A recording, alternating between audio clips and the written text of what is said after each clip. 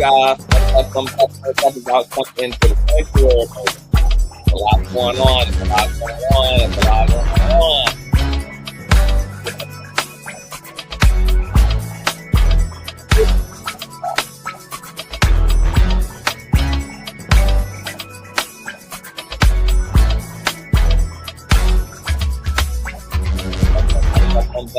Thumbs up.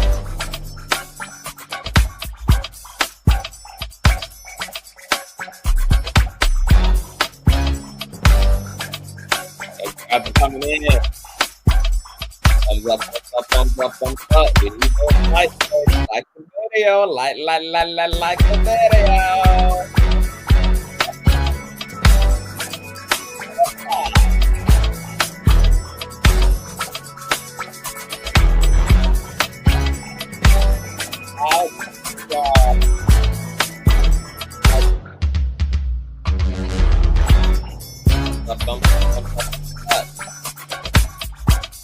I know the Kane been Kanging back to back, baby. We've been working our ass off. So I know my notifications are shot. So we need you guys to thumbs up the video, like the video. That's how we crack the algorithm. That's how you encourage you to share out and promote the live stream. We need all of that engagement because we are a kingdom that grows, baby. And speaking of growth, shout out to all the new subbies. Welcome to another riveting episode of the Consciouztv platform. We are a multi-purpose platform here. We do it all. Also, make sure that you have your notification bell set to all. And last but not least, please share the stream out to wherever it is you have digital community, whether that be your YouTube community wall, your Snapchat, your BGC, your MySpace, your Facebook, the dark side of Twitter, Tumblr, or your personal OF. I don't really give a damn where you, in fact, lay the link.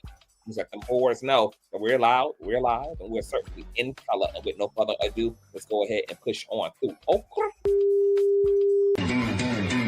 I know a place where you can recharge your soul. Baby, that's Consciouztv. And in the midst of brokenness, he gon' see your asshole. Baby, that's Consciouztv. You gon' heal, you gon' laugh and catch a little shade. Ooh, girl. Y'all know he be slaying, y'all better stop playing. Come hear what he's saying. Ladies and gentlemen.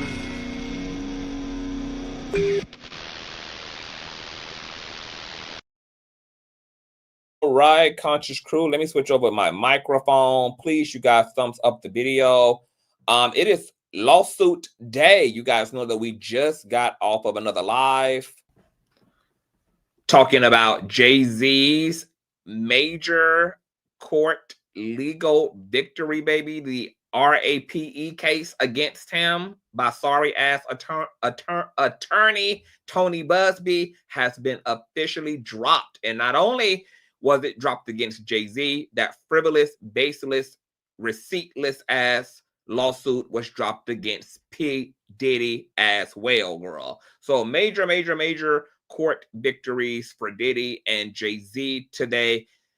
Tony Busby is somewhere, girl, you know, trying to sign his life away to the Illuminati for a victory, girl. In the words of Cynthia, win a case. Win a case, Tony Busby. You a mess, girl. All right, but we're here to get into another case, which involves y'all's favorite, okay, all-inspiring, big back, long titty bishop, TD motherfucking Thomas Dexter Jakes, baby. He done responded right before the curtain call, girl, right before the clock strikes 12 on Cinderella, baby, okay? And he done came through with a come through. I have not seen what we are about to bear witness to ahead of time, so I'm going to be getting into this in real time with you all. More than likely, I'm probably going to have to come back in a separate live and give my full thoughts once I've processed and unpacked what the hell has going on, okay? Because sometimes my brain don't brain in the moment when I'm focused on reading and just reporting things to y'all. But it looked like it's a lot going on in this goddamn reply from TD Jakes against accuser Duane Youngblood, who is a registered sex offender who has abused multiple underage boys. He also was a pastor who spent time coercing young men into inappropriate sexual proximity to him under the guise of him being a man of God. His crimes are pretty heinous and dark, and it's looking bad. he has come forth to accuse TD Jakes of attempting to kiss him and pretty much coming on to him as a grown man at the age of either 19 or 20. Apparently, he done went back and forth on the age, as a lot of embellishing people do. And he is claiming that TD Jakes offered to take care of him for the rest of his life if he was willing to be a boy toy.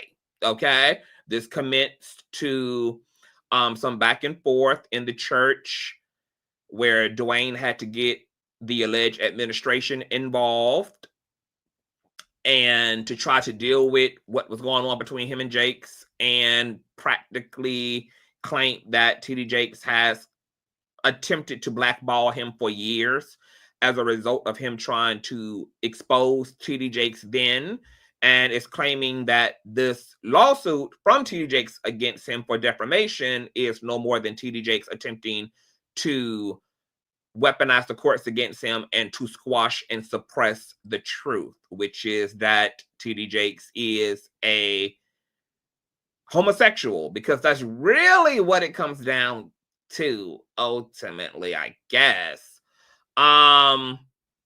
It's a lot of mixed energy around this case. The public seems to be struggling with a lot of controversial figures in one situation at once, which is not doing any good for the case. You guys know that Larry Reid is controversial. He initially was a beloved figure, but he's become more of an infamous figure. The mood around Larry's image as a public figure has changed a lot due to a lot of the controversy around his own name. And so there's that group of people who don't like Larry and who feel like maybe right message, wrong messenger. Then there's obviously the people who cannot get past Dwayne Youngblood because he's a registered sex offender who has actually groomed, who has factually groomed and abused underage boys and served time and is on the SA registry. And then there's TD Jakes, who also has come under a lot of controversy, especially in 2024 with all of this Diddy stuff. And it's just been a lot going on around a lot. So the case is very weird for a lot of people. And it's probably going to get weirder. To be quite honest, it's probably going to get goddamn weirder. Okay.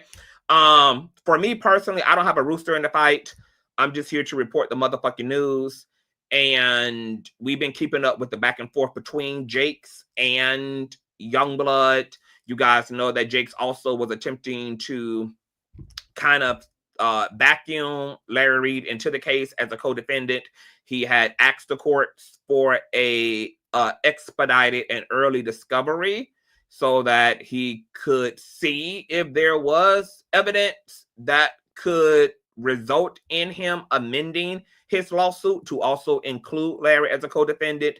You guys know that the courts denied Jake's request for early discovery. And they also encouraged him, based upon how convinced he seemed to already be that Larry is in some type of a coup with Dwayne Youngblood and other John Does, to just go ahead and amend the complaint since Jakes is already convinced. But Jakes has not done that. And the court said that they would revisiting Jake's request if the case makes it to discovery. Okay, so discovery and subpoenas are not officially off the table just as of yet. The case is just cranking up in its early preliminary stages. Where we last left off at in the lawsuit was that Dwayne smacked TD Jakes with a motion to dismiss for failure to state a claim. Also hit Jakes with an anti-slapp, which, if honored by the courts, Jakes will be responsible for any court and attorney fees that is owed or that have been accumulated by Dwayne. He will be rewarded monetary for the time he had to spend in this frivolous lawsuit fighting against Jakes. And Dwayne also presented a bunch of affidavits from people who either could corroborate that Dwayne told them what had happened to him around the time that this allegedly took place, I believe, in the late 80s, early 90s. Or people who had their own personal experiences with Jakes being allegedly inappropriate with them. One of those individuals was Dwayne's brother, who signed a sworn affidavit and made the claims that there was a time where he was working for Bishop T.D. Jakes, and he was like his personal assistant, his personal driver. He drove the evangelist to his gigs out of state, out of the city. And during one moment on the road, they end up needing to get a hotel for the night. Jakes got himself and Youngblood's brother a room with 2 separate beds. And at some point throughout the night, T.D. Jakes' big ass ended up in that twin bed with Dwayne Youngblood's brother. Youngblood's brother commits to then explaining how he woke up to a little bell being a sausage, hard and erect, pressed up against his booty cheeks, and then proceeded to jump the fuck up, wanting to believe that he was in a nightmare, only for this to be reality. And T.D. Jakes walked around the bed and grabbed him by the shoulders, and it was just weird. And when they woke up the next morning, because they went back to bed in their separate beds, apparently, when they got back on the road the next morning, it was contention in the car. Jakes apparently was confronted by Youngblood's brother about what had taken place at the hotel the night before. Jakes kind of pretty much rubbed it off. Dwayne's brother ended up confiding in a elder about what took place, and that elder took that information back to Jakes. Jakes apparently confronted Dwayne's brother and also basically calling him a liar, also called his wife, apparently tried to weaponize the wife against Dwayne's brother by inviting her to the church, but pretty much telling Youngblood's brother that he no longer could attend church as a punishment for exposing what the hell had taken place. A typical narcissistic gaslighting move. And girl, it's just a mess. It's a mess, girl. So I don't know what's in this response, girl. I don't know whether Jakes is going to speak to Dwayne Youngblood's brother's claims as well. Jake's docket is full, girl. His response is full. But before we get there, we're going to bring up no other than Will, who you guys should be no stranger of at this point. Will is and I have to say alleged, is the alleged ex-boy toy of Dwayne Youngblood. Allegedly, Will Calloway and Youngblood were involved in a sugar baby, sugar daddy relationship back in the mid-90s, I believe. Is it, Will? Mid-90s? 97. 97. So the late 90s. Yep. And Will severed that relationship when he found out that Dwayne was a married man, which Dwayne apparently did not disclose that information to Will. Okay? That's right. Will is Team Jakes in this case. Okay? He wants Dwayne ass to go down, baby. Yeah. But so, Will, how are you? And thank you for joining me today. Man, I'm doing great. I had a great day, and I'm just really anxious to find out what the hell is going on tonight. And you look great as well. Thank you so much. And you have a very handsome new picture for us. Thank you. Thank you. Period. Yeah. I'm so ready. You're going to bring out my same gender lovingness looking like that. Oh, don't do that. Yeah. It'll be a really long show. God made me this gay. Me too.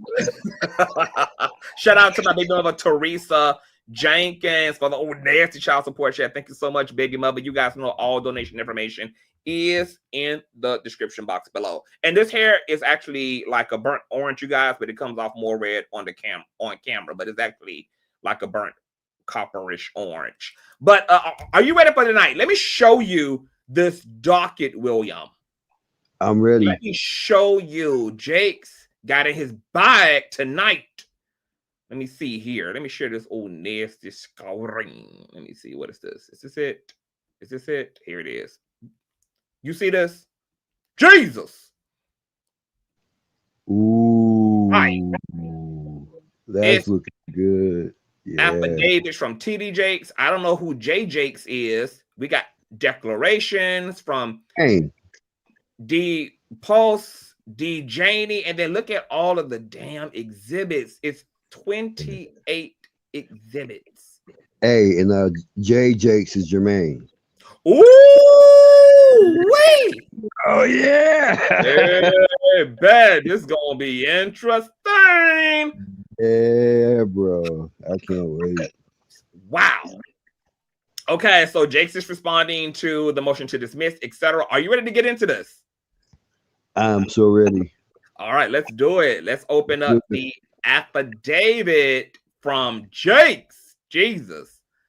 All right, here's the sworn affidavit of Thomas Dexter Jakes in support of plaintiff's opposition to motion to dismiss. Thomas Dexter Jakes, being duly sworn, states as follow that I am TD Jakes, of course. I've received affidavits of Dwayne Youngblood and Richard, who is Dwayne's brother, submitted in support of the motion to dismiss. The statements in these affidavits purport to describe situations where I harbored carnal desires for these men. These statements are knowingly and flagrantly false. I am repulsed by these freaks. Okay, I am repulsed by these defamatory accusations and the $6 million extortion letter I received from Dwayne Youngblood's attorney, Tyrone Blackburn, which is going to be Exhibit 25. Oh my God, so we're finally going to be able to see the alleged extortion letter, the shakedown demand letter for the $6 million that we have long heard of when this thing first popped off. For years, I have been counseled to ignore the constant stream of low-level smears against my reputation. However, the emotional and physical toll of this coordinated campaign of lies designed to damage my reputation and legacy has become overwhelming. The pain it has caused my wife of 43 years and my 5 children, whom I have always loved, nurtured, and provided for, is simply too much to bear. Every person has a breaking point. I have reached mine. I authorized this lawsuit because I can no longer remain silent. Oh, so TD Jakes is like, bitch, y'all done woke up the Dungeon Dragon. Rah, rah. Like, I'm just getting started. I'm here for the long haul. I'm here for the shits, baby. Don't get it fucked up that I did not submit my reply until the last date that this thing was supposed to be in, baby. I'm here forevermore. My calling to preach the gospel began at a young age. In 1980, I founded Greater Emmanuel Temple of Faith, a small storefront church in Smithers, West Virginia, which is going to be in a photograph of that church in Exhibit 26. With a congregation of just 10 people, I traveled to coal mining towns throughout the state, spreading the gospel. This was a true testament to humble beginnings. In 1982, I married my wife, Sarita. I embraced her 2 children from a previous relationship as my own. Tragically, just 6 months into our marriage, a near-fatal car accident left Sarita with debilitating injuries, confining her to a wheelchair for nearly a year. That same year, I lost my job at the Union Carbide chemical plant due to its closure, further compounding our already difficult financial situation. To feed my family, I worked nights digging ditches for gas lines with my brother, but even this odorous labor was often insufficient. Okay, so Jakes was in his top bag, baby. Okay, out there being a man in them fields. It is within this context, the reality of my life in 1986, that Dwayne Youngblood makes his preposterous claim. nearly 40 years later, on the Larry Reid Live podcast, that I promised him lifelong financial support in exchange for SEX whenever I visited Pittsburgh. This assertion is not only ludicrous, it is a bald-faced lie. To be clear, while I occasionally traveled to Pennsylvania around 1986 to preach at area churches that were part of the Greater Emmanuel International Fellowship Network, I never tried to corner, grab, or kiss any teenagers. I never phoned Dwayne Youngblood to proposition him for SEX in exchange for financial support, and I never groomed, actually abused, actually assaulted, nor engage in predatory conduct of a sexual nature toward Youngblood. I never apologized to Youngblood for any such conduct because it did not happen. During that period, I was barely keeping my own family out of poverty. I was not the Bishop T.D. Jakes of today. I was a pastor with no substantial following and no financial resources. That's an interesting point. My home was a small wood frame structure. He attaches that exhibit to exhibit 26 of his small home. There were no signs of prosperity. My life was consumed with providing for my family, often amidst severe hardship. There were numerous nights when my wife and children returned to a home without water or electricity. I often shared the story of how I turned the shame of utility shutoffs into a game with my two oldest sons, then just 5 and 6 years old, seeing who could reach their rooms without stubbing their toes in the dark. My circumstances began to improve in 1992. I managed to scrape together enough money to travel to Tulsa, Oklahoma for the Azusa 92 Evangelical Conference. Initially, I was largely ignored. However, my fate changed on the second day when I was introduced to prominent evangelist, the one and only baby, Carlton Pearson, by Sarah Jordan Powell. His support led to a speaking engagement at the following year's conference, Azusa 93. There, my sermon, Woman, Thou Art Loose, resonated powerfully with attendees and launched me into national prominence. Before this pivotal moment, my ministry was a modest local calling. Today, I have diversified my income streams as an author, film producer, real estate developer, and more. However, during the time period referenced by Dwayne Youngblood, I had none of this. In my 68 years, my only involvement with the justice system has been primarily through the Texas Offenders Reentry Initiative, a faith-based program that helps formerly incarcerated individuals reintegrate into society. Hell, Dwayne Youngblood would have been one of the motherfuckers. Through Tory, we have assisted over 40,000 individuals in rebuilding their lives by providing support in employment, education, housing, healthcare, spiritual guidance, and family reunification. I now find myself defending my character and integrity against two convicted felons acting at the behest of a overzealous blogger attempting to extort $6 million from me. Damn, bitch, TD is talking shit. Hold on, so who is the two convicted felons? His brother is a convicted felon too, I'm assuming? Not that I know of. I'm actually I'm trying to figure out because he opened up the filing talking about the brother. I'm assuming that Richard has done time as well. Can anybody does anybody know who the other convicted felon is? That would be Richard, right? It would have to be Richard because those are the two people he's talking about. But well, what the hell is Richard been incarcerated for? I have no clue. Can anybody clarify in the chat? Because he got to be talking about Richard, because Richard is the other person that made claims that he came on to him. If anybody has any clarity in the chat, please let us know, or maybe it'll just unfold as we continue to read. But baby, Jakes is talking hella shit, baby. I gotta read that line again, baby. I love me a good one-liner.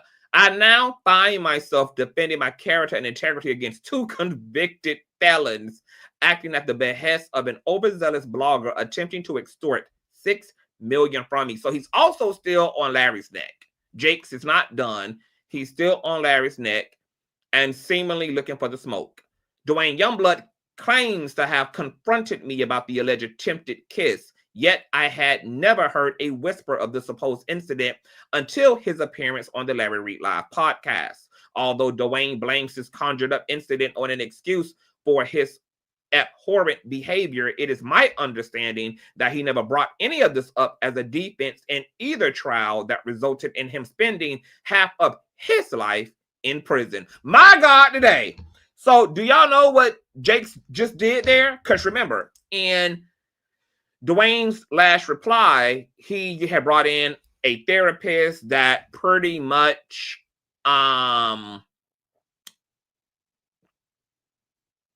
blamed Dwayne's behavior as a pedophile on his trauma from being a victim himself. And TD Jakes just made a very interesting rebuttal to that. He said it's interesting that all of a sudden now, you know, he brings in a therapist and he's claiming that I'm one of the reasons why he's gone on to be a pedophile, a PDF file, but ironically, this narrative never came up when it would have served him best, which is when all those damn indictments and superseded indictments and all them damn charges were filed against his ass, and he was having to fight for his life as a result of the crimes he had committed against those teenagers' humanity. But yet, all of a sudden now, there's this, you know, psychological narrative corroborated by a alleged psychiatrist about Dwayne's behavior as a pedophile being linked to him as a victim at one of the hands, TD Jakes. That's an interesting rebuttal that we never heard this narrative prior until Dwayne is having to defend himself against defamation, which is a less severe case than criminal cases. So that's an interesting note. Anything you want to say to that, Will, before we proceed to read some more? No, I'm just trying to see if I can find out Richard's record. Wow. Teresa says, so basically TDJ said your mama. Basically. Right. Basically, wow. All right. It goes on to read that I nor anyone he is now maligning was brought up in either trial. Fact, make this make sense. If this event truly occurred and was as traumatic as he claims, why has it never surfaced in any of Dwayne's own molestation cases where such a detail would have been paramount to his defense? Wow, Jakes, come on, Jakes. Baby, Jakes is snapping for the kids, girl. It was deep sadness that I found myself responding to the egregious and defamatory claims. My willingness to address them does not diminish the need for justice. I am one of many whom have been targeted by these malicious individuals. My commitment extends beyond defending myself. It includes exposing these individuals and their tactics, which often prey on those who lack the resources to defend themselves against such calculated attacks disguised as truth-telling. I must add, the inconsistencies in Dwayne Youngblood's narratives are too numerous to address comprehensively. His story changes with every telling.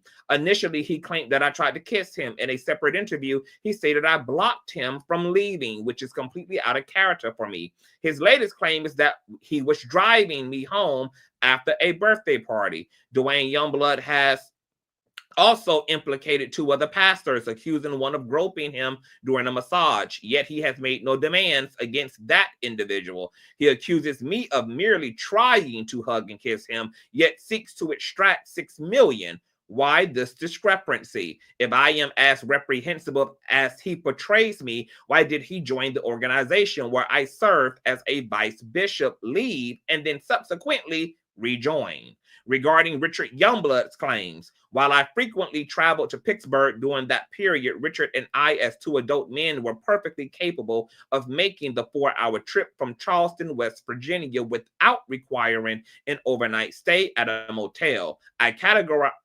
categorically deny ever getting into bed naked and propositioning Richard. Furthermore, if he genuinely believed me to be a threat, why did he later approach me approximately 10 years ago in Nashville, Tennessee at a TBN event about a job at the Potter's House? Girl, you know what? You know goddamn what? You know motherfucking what? It's gonna be a long night I see, baby. It's gonna be a long motherfucking night I see, girl. Will, are Yo. you hearing this? Oh yeah, I'm listening to this while I'm trying to register for Allegheny County to see if I can look up this man's You know record. what? but yeah, bro, What?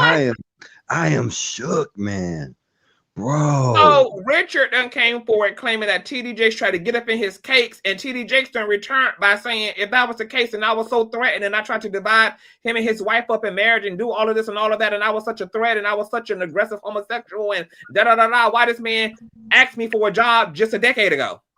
Man, and he seems so upstanding and honest, unlike his dirty ass brother. That's crazy. I can't wait to get into this because we haven't even started yet. So, bro, bring it on. Yeah. All right, let me keep going. God damn.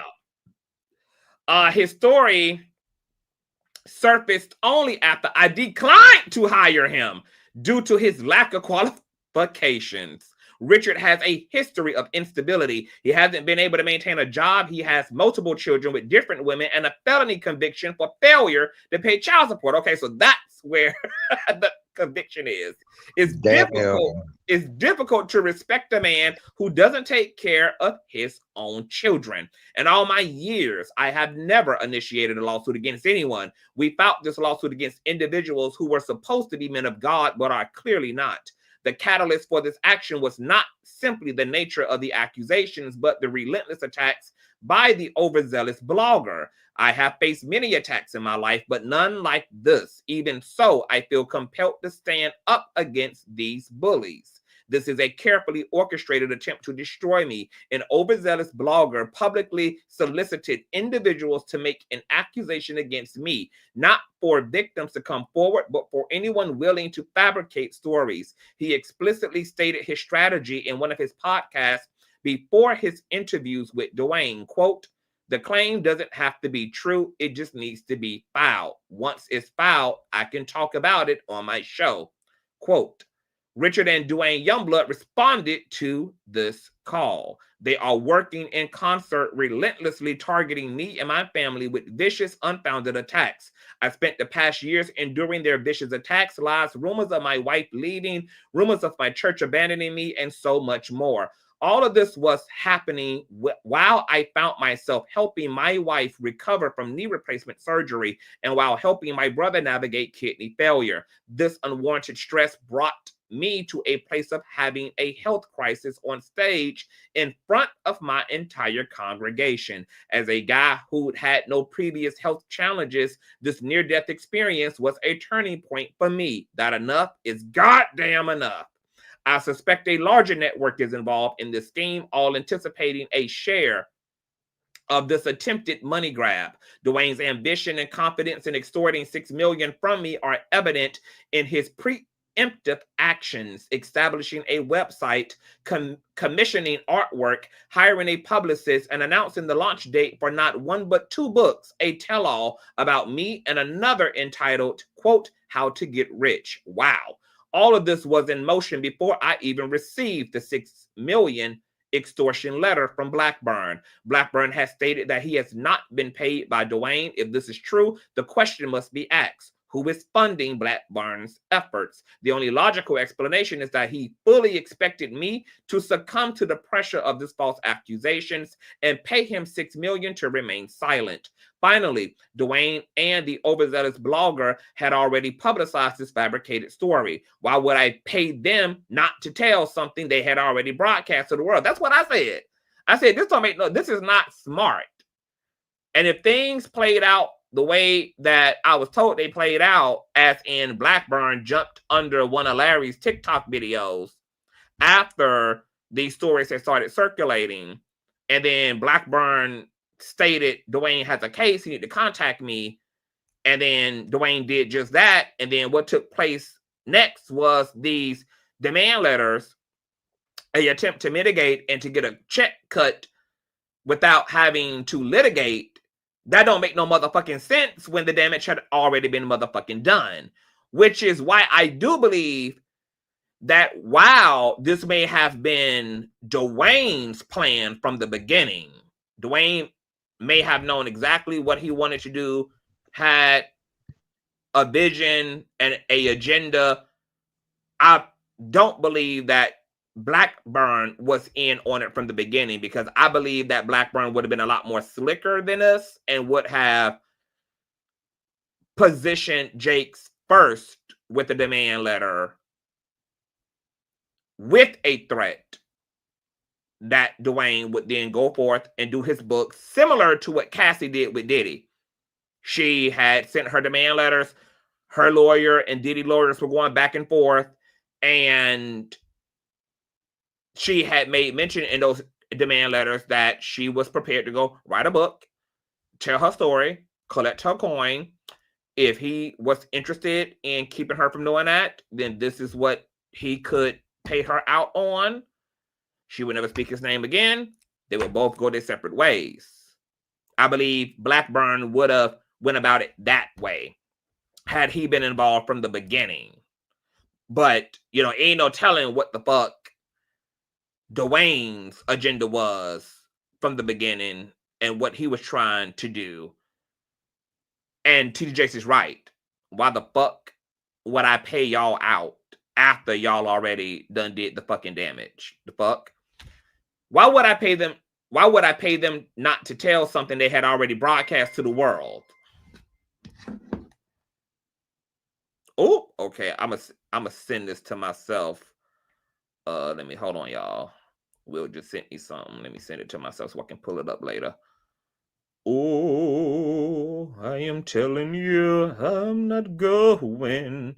TD Jakes said, I'm not going. All right. This tactic aligns with Tyrone Blackburn's established pattern of behavior.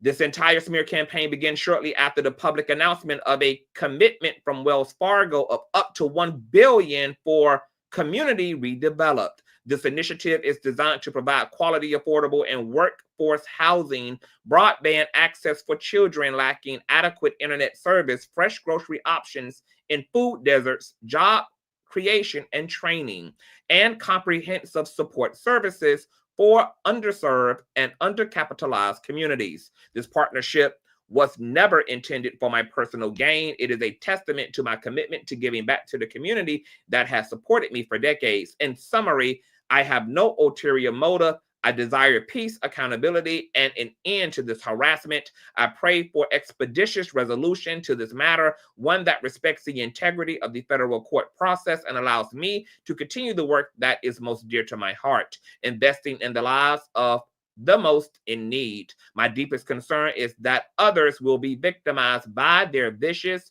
collaborative tactics. Unless the law intervenes, this pattern of abuse will in fact continue. I declare under penalty of perjury that the foregoing is true and correct. Anything you want to add, Will, before we get to his son's affidavit? No, I just wanted to let you know I sent his actual court case of his support. He had a child support case in 95. So I sent that to you. So it explains what happened. But other than that, bring it on, bro. I'm ready.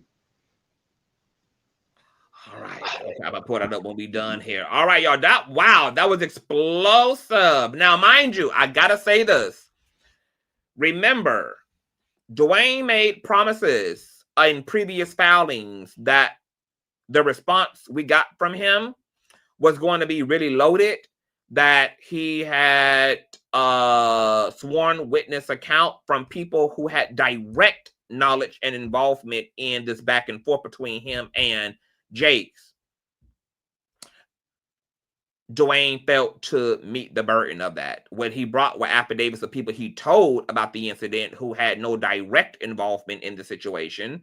These were not church administrative members. These were not anybody who was involved in mediating this situation between him and Jakes at the time. He just brought in sworn affidavits from people who said after the fact, he told me privately this happened. He told me this in 1993 in college. He told me this in 1995 while we was on the beach with our asses out. Like, but he had no witness from anyone who had direct involvement in this on-again, off-again mediation at the time between him and Jakes around Jakes allegedly trying to kiss him, hug him, coerce him into being a human condom for him. Woo! And Jakes just called his ass out that not only did you come back to the ministry, you came back into proximity to me, but you're making these claims that I did this to you. He clapped back at Richard, called him out for being a convicted felon who doesn't take care of his goddamn kids, who's a fucking whore, and stated that if he had came on to him, well, that first of all, why would they have needed a hotel to stay at overnight when the drive was only 4 hours? And for two, if I did this and you was as grieved over it as you claim you were, why in the fuck did you put in a job application for my ministry just 10 years ago? And ironically, because I don't hire your broken, non-working, unqualified ass, you're joining ranks with your brother 10 years later. And for what and for why? But all y'all are alleged victims of Dai's homosexuality. Baby, Jake's talking that shit. Jakes is talking that motherfucking shit. Well, I'm kind of shook. I'm kind of shook, baby. Now, I do think the medical scare was definitely planned. I do not believe that Jakes had a genuine medical scare at all, girl. And the fact that that medical scare ended up in the lawsuit the day after, that shit was staged. And like I said, I ain't mad at it, because when it comes to litigating, baby, you got to do what the fuck you got to do. You got to do what you got to do to build your punitive damages, your reputational damages, baby. You got to do what you got to do, girl. When he was Skyping in his performance a week later to the Potter's house because he was in hospice, girl, on the threshold between life and death, girl. Okay, I wasn't mad at it, baby. You got to do what you got to do. You got to start doing what you got to do. I do not believe it was a genuine health scare. He probably is raggedy though. Jakes looks like, you know, he's unhealthy. He always oily. He always moist. Always moist.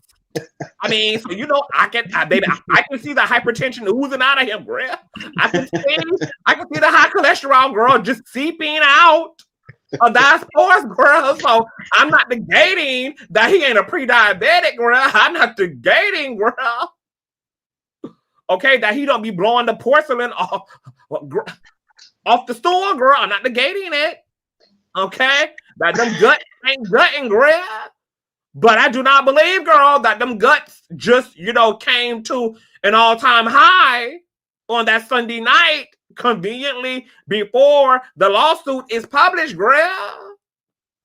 It was just way too convenient, girl. Jake should have pulled that off, you know, earlier on, girl. Okay, before the paperwork was even fully complete, girl. Staged that event, girl.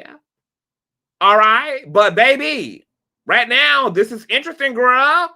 He calling Dwayne and calling Richard convicted line as heathenistic felons.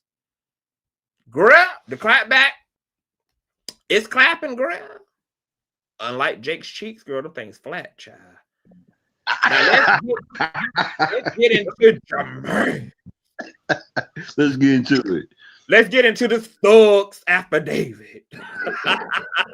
since Dwayne apparently claims that, girl, this is the reason why he came for the Potter's house, girl, because his son should have never came to his inbox willing to whoop his ass, girl. Okay, shout out to my baby father, girl. To my left, man. Wait, not hyper oily, period. Shout out to my baby father for the old Nancy child support check, baby. Y'all give it up to the Cash App and or the PayPal, girl. Let's get back to this nasty bit, because y'all know Dwayne had put the DM from Jake's son in his exhibits as well. And you know, it's arguable if that was a threat. Well, all Jermaine said was, bro, you might want to be careful, sir. And what does that mean? You know, that,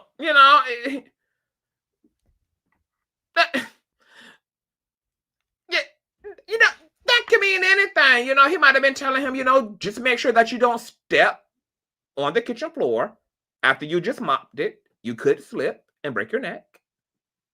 You know, just make sure to turn the stove off before you go to bed. Make sure that you have a carbon monoxide detector. You know, so Jermaine that, is so nice. So that you just don't wake up in the threshold of the afterlife. Oh, Will, I need you to hold down the commentary. I gotta go run to the restroom super quick. Hold down the commentary. Okay.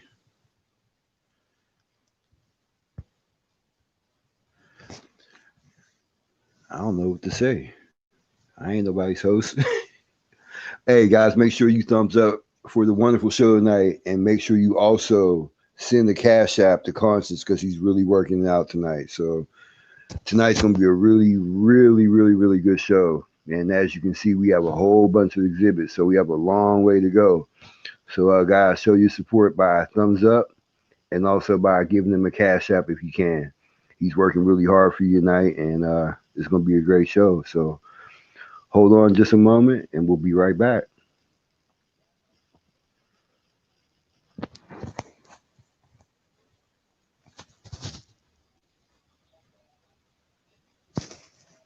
Don't go anywhere.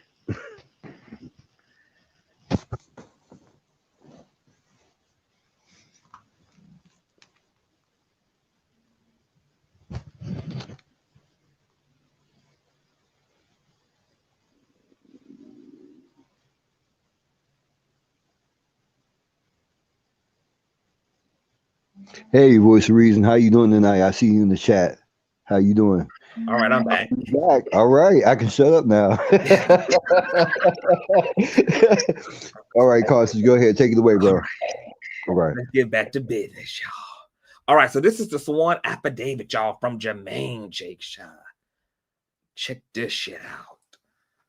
So Jermaine Jakes, being duly sworn, states as follows: that TD Jakes is my father. I am his second eldest son. I live in Dallas, Texas. I write this affidavit in support of my father's lawsuit against Dwayne Youngblood and those with whom Dwayne coordinated to smear my father in the podcast titled Larry Reid Live Interviews Dwayne Youngblood, The Abused Became the Abuser, and Part 2, Larry Reid Live Interviews Dwayne Youngblood, The Abused Became the Abuser. On the afternoon of November 3rd of 2024, I was looking at my social media feed and noticed an advertisement promoted by the Larry Reid Live Show podcast for an interview with Dwayne Youngblood labeled The Abused Becomes the Abuser. I was immediately concerned that Dwayne Youngblood might be putting himself in harm's way unknowingly by involving himself with Larry Reid. Based on my personal experience, Larry Reid's podcast creates controversy that can be very destructive to people's lives. Certainly, such has been my experience with Reid's podcast, targeting and attacking my father over a period of years. That is the context in which on November 3rd of 2024, I sent a message to Dwayne Youngblood. It was a cautionary warning to someone I know, Dwayne, to avoid Larry, because my experience is that Larry Reid distorts facts and is not truthful. I have not talked to nor seen Dwayne in over 30 years. However, I know Dwayne from growing up in West Virginia. Our families were part of the same church community, and Dwayne's brother, Richard Youngblood, was my youth minister. When I sent the message to Dwayne, I had not seen the podcast, so I did not know what had been stated or that my father was the focus of the discussion. There was no reason for me to say anything that I intended or meant to be threatening. Dwayne responded to my message practically immediately, stating that he received the message and it was noted. Wait. Guess what Dwayne then did? Will, Dwayne conveniently left out his reply. He conveniently left out. It's feedback in your phone. Okay. All right. Go ahead. He conveniently left out his reply. Remember, he showed us the inbox message Right. from Jermaine. Right. It's just an empty message. But according to Jermaine, it was a reply. And the reply was, it was noted, meaning can be interpreted that Dwayne knew this was not the threat that he's now presenting it as. Because he responded to it with, it's noted. Which is basically, I'll keep that in mind. Sure. I agree. Why did Dwayne leave out his reply? That goes back to what I was saying in earlier live streams, that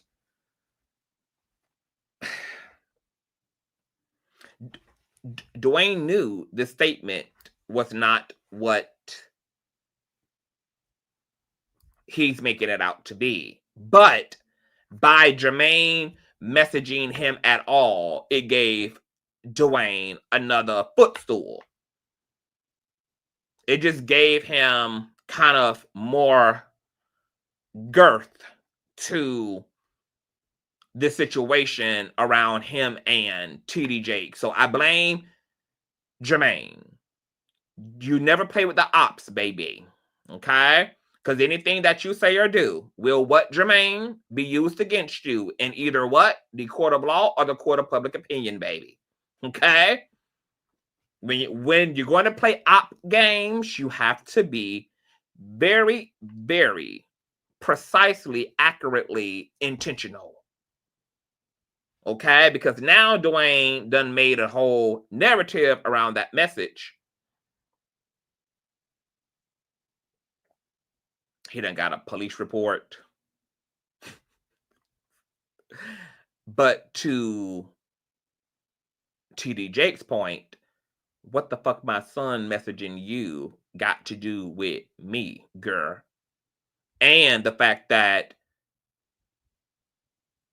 Dwayne sent and published a redacted screenshot, an edited screenshot to the courts that conveniently leaves out his response to that statement is intentionally manipulative on Dwayne's part.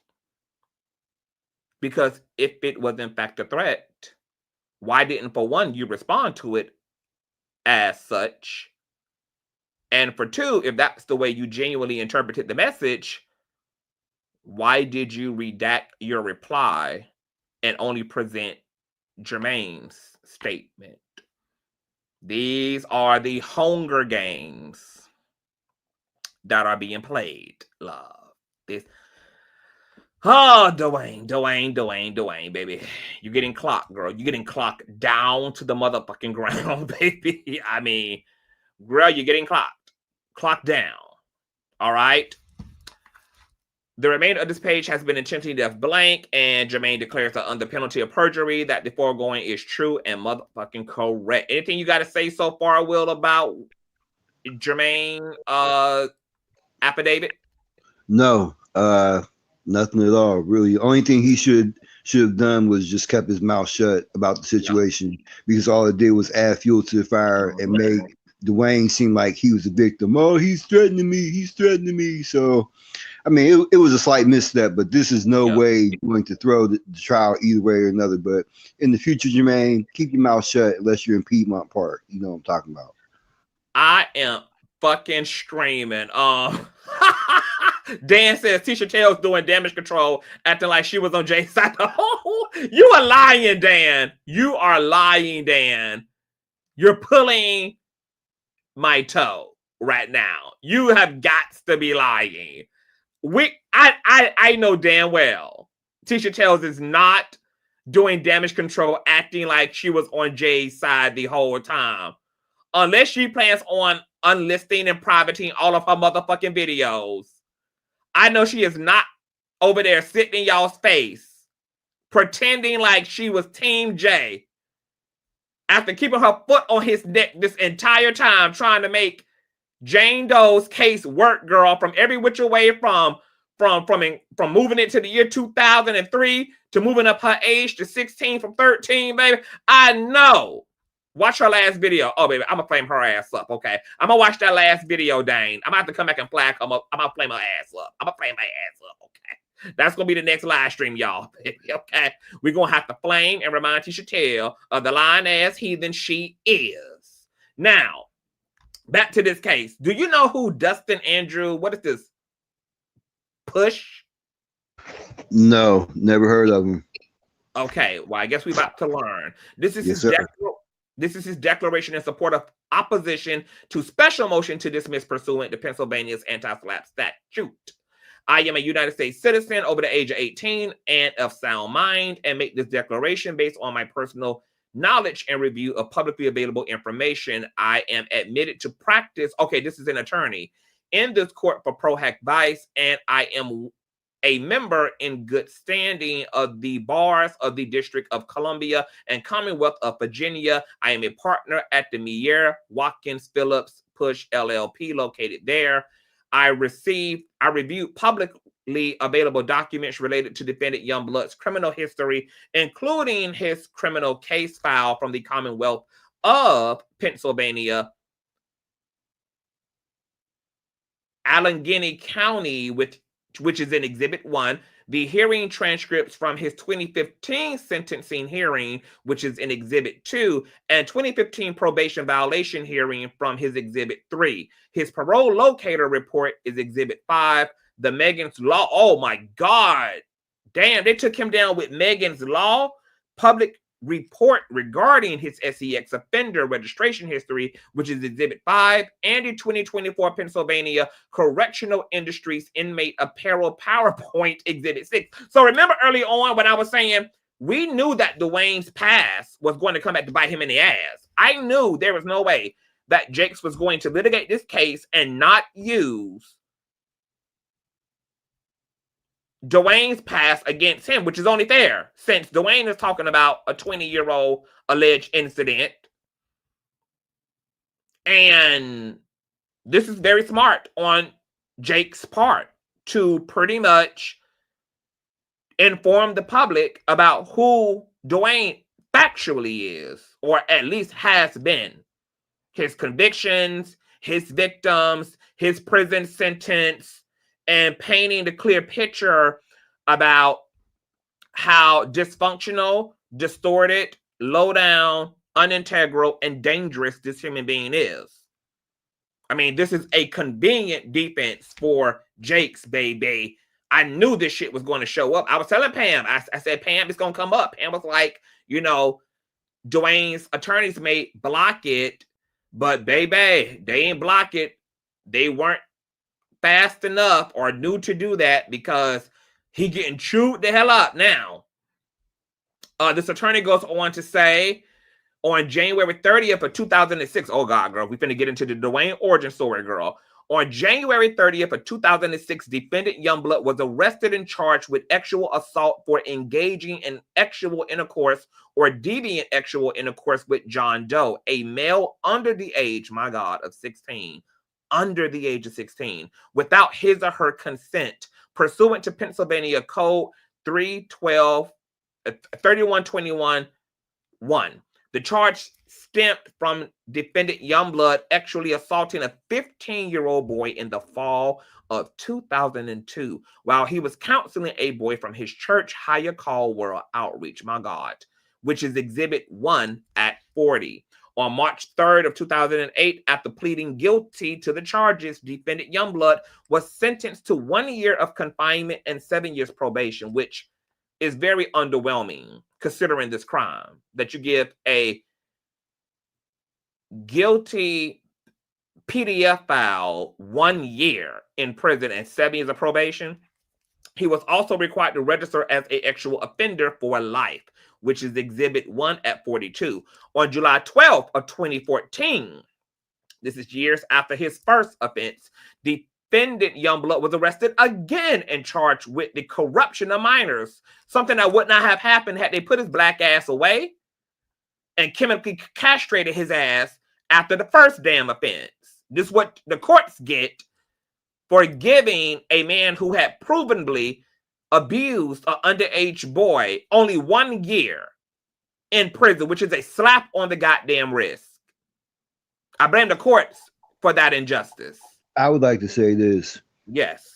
If it was a white child, which I'm absolutely 100% sure it was not, I'm sure the sentence would have been much more stiff. The justice system really doesn't care about us. You know what I mean? I think if it was a white kid, it would have been something different. That's how I feel. Unfortunately, Right. Unfortunately, we're just tokens.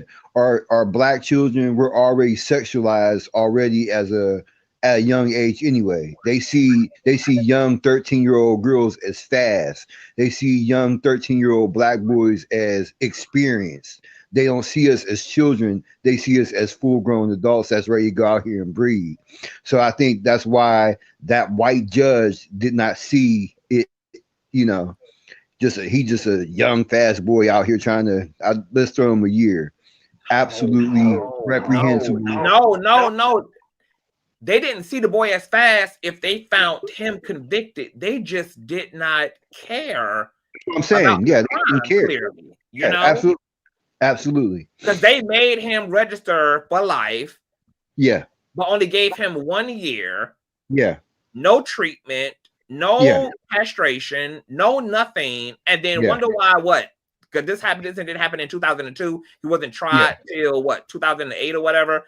And now 2015 to 2014, just shy of 10 years later, he goes and re-victimizes another motherfucking person. That is absurd. But to your point, there might have been some race motivation because they don't mind sending our criminals back into our communities. They don't mind sending our abusers back into our community. Absolutely reprehensible. Absolutely disgusting. But this is an absolute failure of the justice system. Absolutely. For putting this man back in the community and only giving him a slap on the goddamn wrist after he took advantage of a young boy who was a member of his church. And I believe this is the young man whose mother brought him to Dwayne because this young man was already being molested by another relative. And had sexual intercourse with someone under 16. Sexual penetration, not just oral sex, not just a kiss.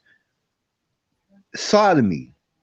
You sodomized a child and you got a year for sodomizing a child. I'm on mute. This is unbelievable. This is unbelievable. And this is the person making an accusation against another man. And this is why when I came into covering this case, you know, I was honest about saying, look, baby, it's hard to get past who Dwayne is. Because for all we know, as far as I'm concerned, Dwayne has already displayed enough demonicness in his character as a person to not be credible coming in. Like, Dwayne the kind of person, because of him coming in as a criminal, him coming in with some of the most heinous crimes attached to him, I need to see the proof to believe a nigga like this about anybody else, because you have not lived and existed in a way that would allow me to give you the luxury of just taking your word about anything. I'm going to need to see hard evidence when it comes to you, Mr. PDF file. I'm going to have to see hard evidence, because any person capable of using God to take advantage of children is somebody who's capable of doing everything else, in my opinion. His body lying, conniving, because you've already done all that. You lied and misrepresented yourself as a man of God, and used that as a trap, and used that as a way to get access to vulnerable young people. You use literally God to do the devil's work. Any person who is low down and sick enough to be able to be that type of individual is somebody that I have to question in every way, shape, or form, baby. and make them run it to the ground, because why should any of us take Dwayne at face value for anything, considering what he's already demonstrated about the way his ethics and morals are not set up?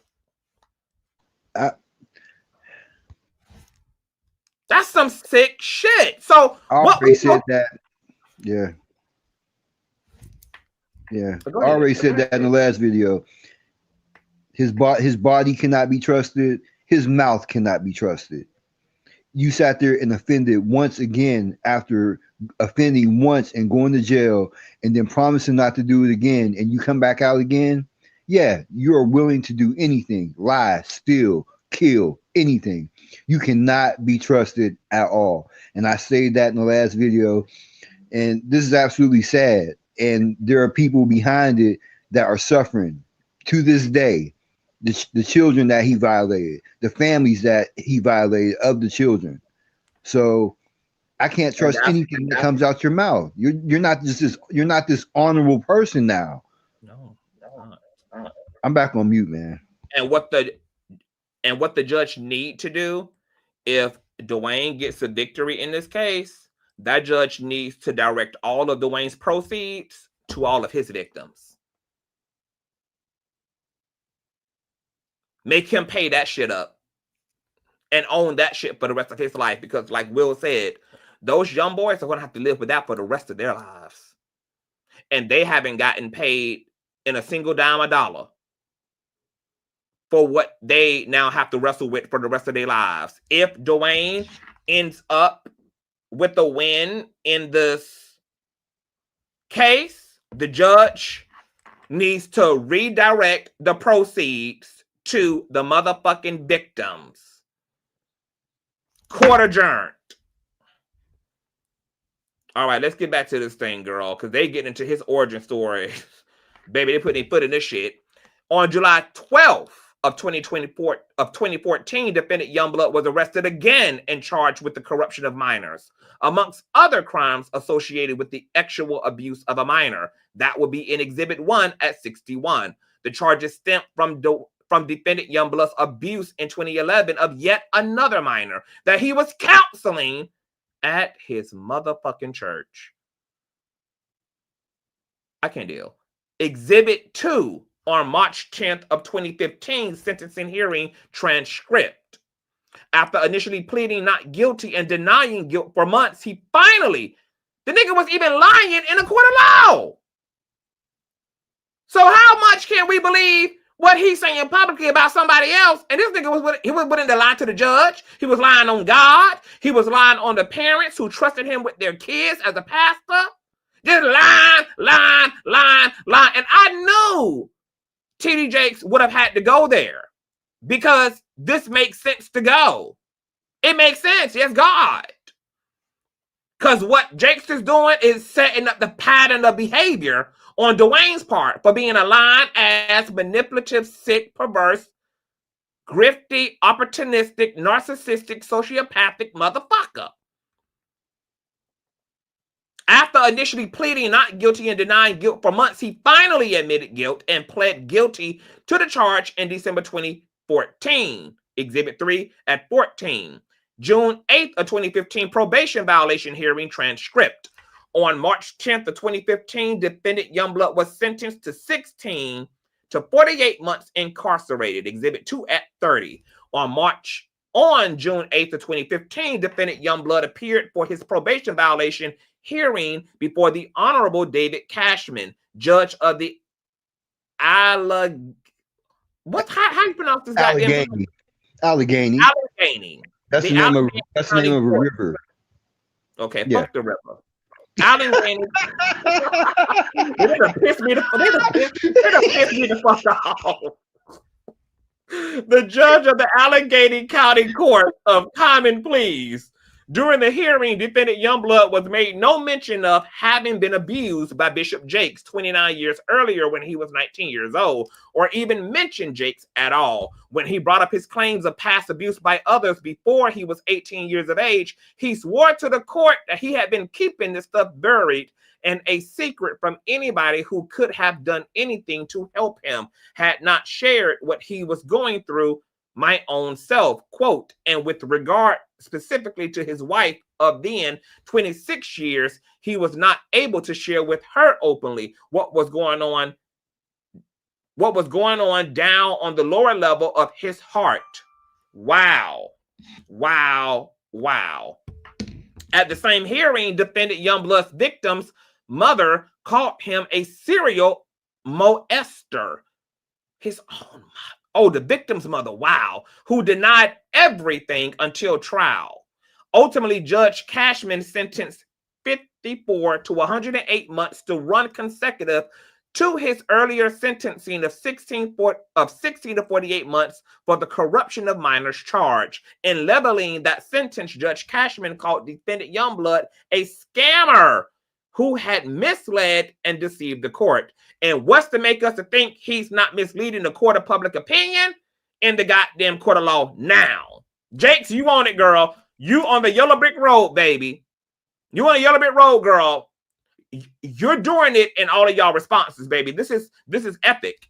It is my understanding, based on the review of publicly available documents about defendant Youngblood, that he thereafter was in prison for most, if not all, of the subsequent 9 years following 2015's conviction.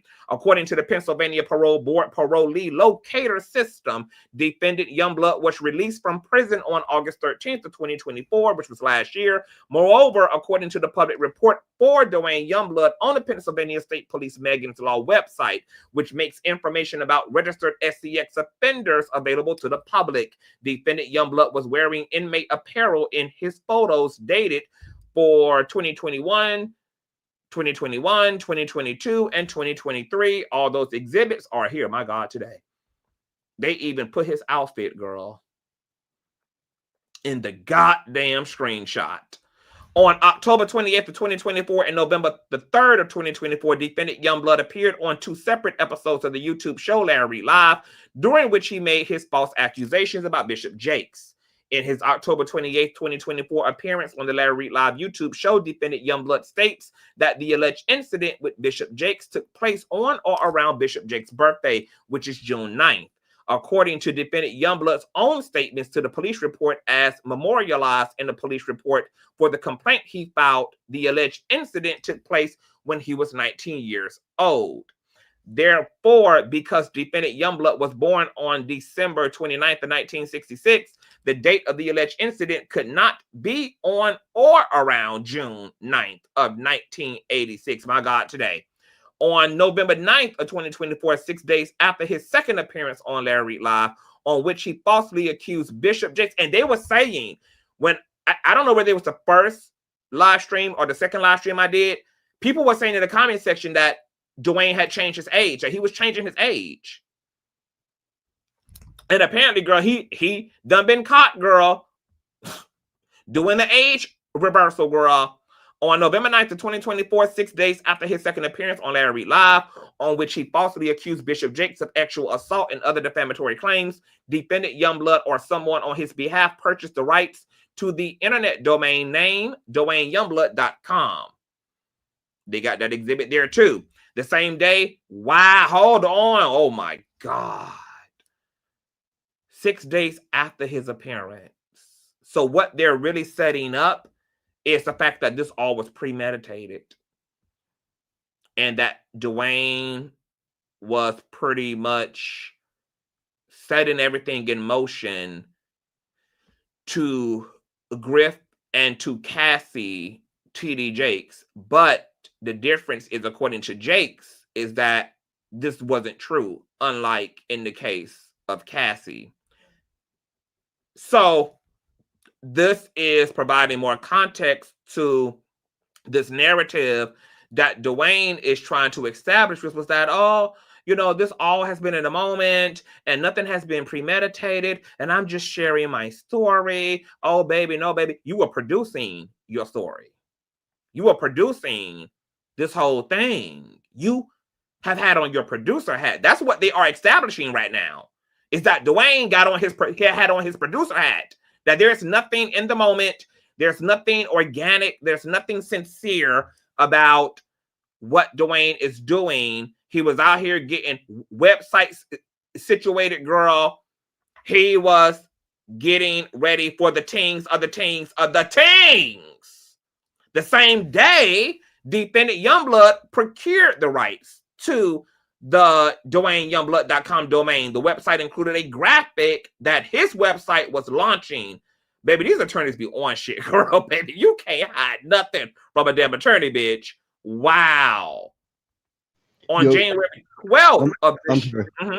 I'm sorry about that. Yo, Conscious, I just find it to be a really great coincidence, not even 2 months after he spent more than 5 to 7 years in jail, that he's out making claims of molestation and shaking down some man for $7 million. I would need money too after being in jail for 5 to 7 years. So this is not organic at all. There's nothing organic. There's nothing flowing about the situation. This is all about cash flow. This was all planned. The website, the shakedown, every single thing. That's what they're establishing, baby. And they got Larry Reid ass all up in the middle of the shit. I apologize for interrupting. That's why Jakes is under the full impression that Larry has everything to do with this, because it's too orchestrated. Yeah. Let me go back on mute. I apologize. Oh my God. Girl, baby. Let me tell you something, baby. I'm not interviewing nobody ass on my platform no more. Baby, y'all better run to the police. Y'all better run to the goddamn courthouse, girl. Because, baby, y'all cannot pay me. Y'all cannot pay me to have these type of problems, girl. Let me tell you something, honey. Okay, baby, I am comfortable just being a YouTuber, bitch. Okay, baby, I ain't trying to be famous, girl. Baby, whatever I'm going to get, girl, it can't cost me no headache, girl, because this is too much. This is too much, girl. Girl, I'm going to have to require affidavits. I'm going to have to require, girl, sworn statements. I'm going to have to require notarized letters, girl, for a bitch to pull up over here, girl. To run down on somebody, girl. I'm going to have to require written consent, girl. Police reports. Girl. Because y'all are not, baby. The way my piece is going to be set up for the remainder of 2025, baby, y'all can have it, girl. Okay?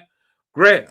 In God we trust, baby. Because this is a mess. And this is why Jakes is convinced that Larry got something to do with it, because Dwayne is too orchestrated, apparently, girl. It's a mess.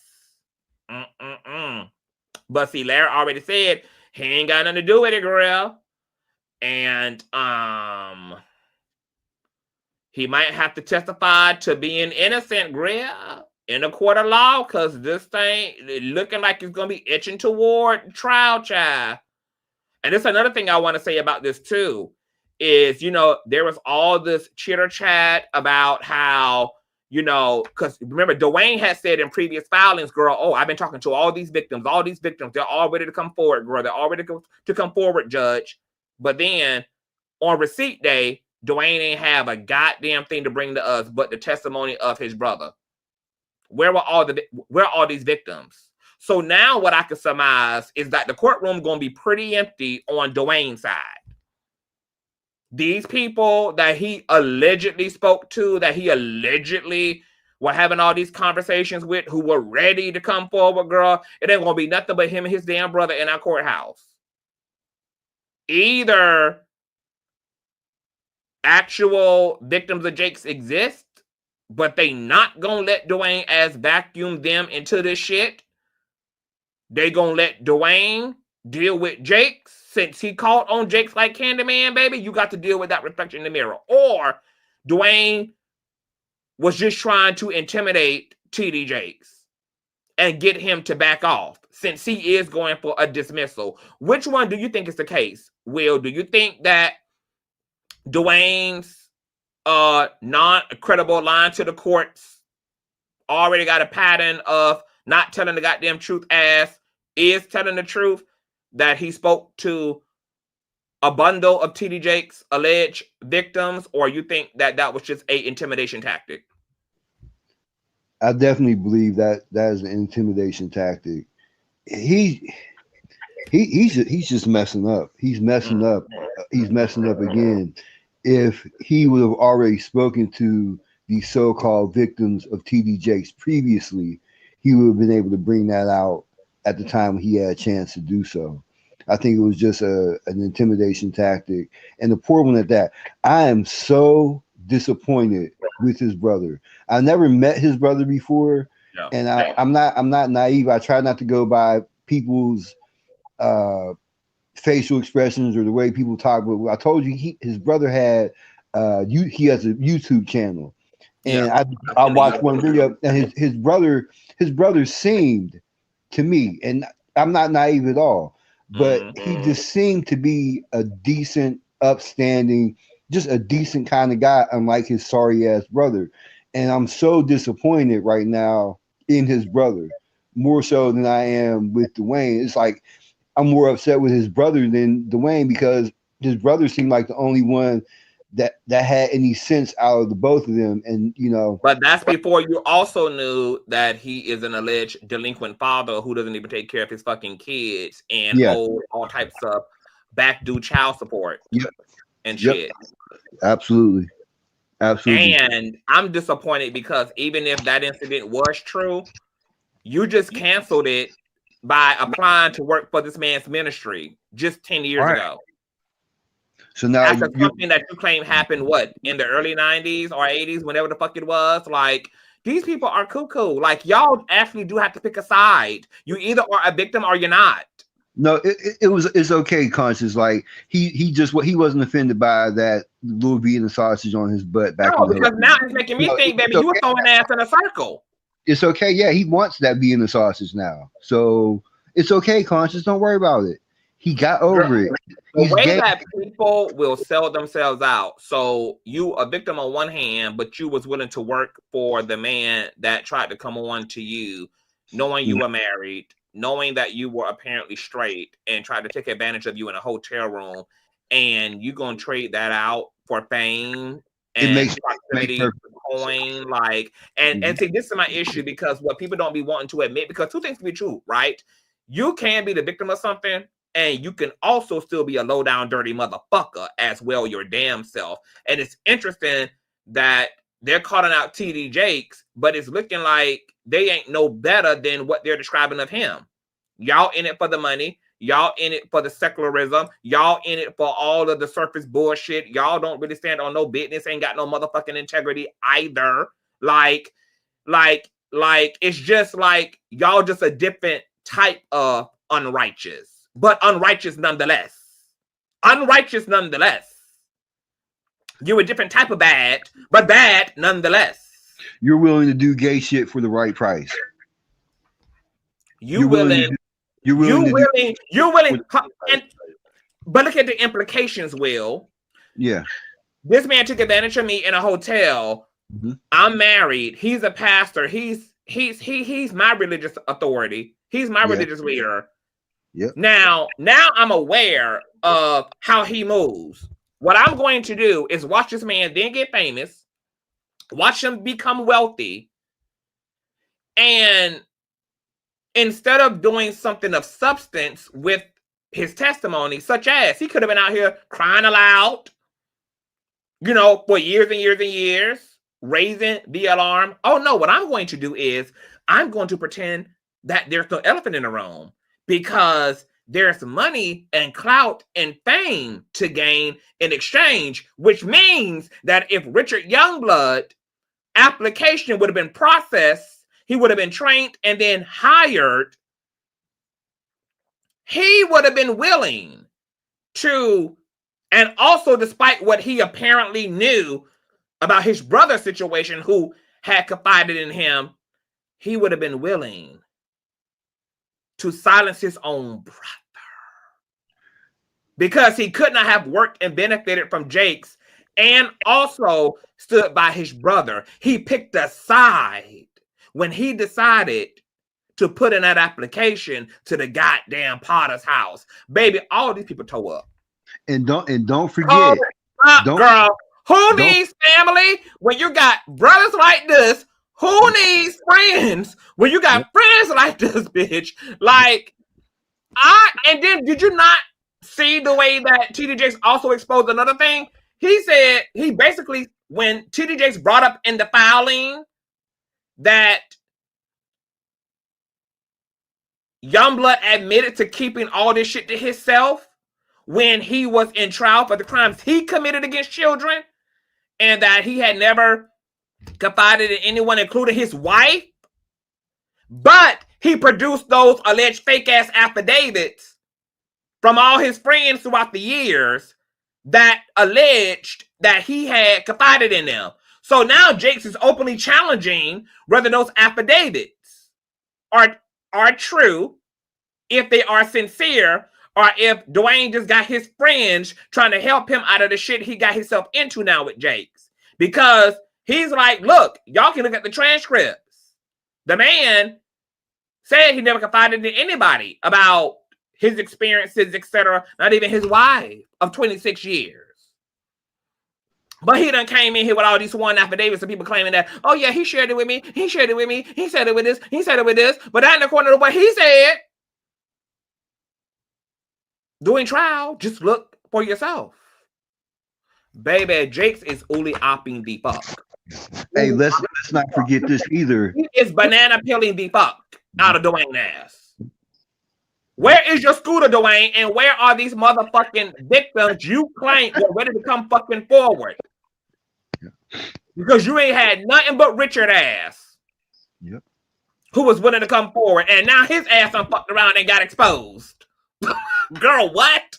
What? What? Yo, Conscious.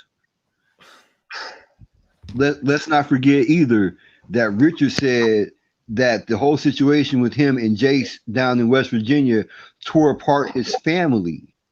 Mm-hmm. So he's willing to sacrifice his family on the altar of clout and fame. This man clearly said that this destroyed his family. It broke up his home. You're right. But hello? You were willing to go back and work with the man? Wow. Girl, this is some gutter shit. This is some gutter. Lord, be a Noah's Ark around me. Okay? I rebuke and bind all these type of problems, all these type of damn people, all this type of damn spirits, all these type of damn agendas, all this type of damn scandalous. Girl, Father God. Girl, I'm shook. I am shook, yeah. All right, let's get back to it, girl. TD Jakes is coming with it, girl. I'm impressed because I didn't think TD Jakes was going to be able to stand up, girl. But so far, those knees, those Megan Thee Stallion knees are holding up, girl. Is it from the Diddy parties? I don't know, bitch. But them knees are strong, girl. Let's see here. A few weeks after the court received it. Okay. On January the 12th of 2025, just over 2 months after procuring the rights to the DwayneYoungblood.com, and just a few weeks after asking the court for and receiving an extension to respond to Bishop Jakes' complaint, defendant Youngblood formally launched his website and new business venture. Okay, they provided a Facebook post from Dwayne, which is Exhibit 12. Defendant Youngblood's new business offers numerous services and products to would-be customers, including public speaking offerings, workshops, one-on-one coaching. Girl, ain't no bitch. A bitch would be dumb as fuck to be a one-on-one with you any motherfucking where while you were sitting on a whole fucking registry for multiple motherfucking offenses against children. People will have to be out of their goddamn mind. Girl, this man is fucking delusional. Bitch, go work and mop the floors of McDonald's or an empty warehouse where you are not allowed to have contact with any fucking human being, yet alone work in customer service. Of course, you would want a customer service job, a one-on-one, hands-on job. A mess. Defendant Youngblood's business website includes a specific interview section, which, when launched, and included links and embedded thumbnails of the 2 Larry Reid live video podcast interviews that he gave on October 28th of 2024 and November 3rd of 2024. Exhibit right here for all to see. Wow. Defendant Youngblood's business website provides visitors with the name, number, and email address of his publicist, which is there. And Defendant Youngblood's business website includes a countdown graphic for the forthcoming release of his book, I Overcame It to Live My Best Life. On the registry, girl? On the registry? I don't think that's complete. He needs to shut the fuck up. How you living your best life, bitch, when you just told the courts earlier on for your extension that you broke, you working part-time, you can't afford an attorney, and that's why you motherfucking need an extension? What part of it did you overcome, and where is the best part of your life yet, girl? Because you just told the courts, girl, that you are living the struggle of it all. I mean, unless you about to get Trump asked to pardon, baby, all these damn charges, girl.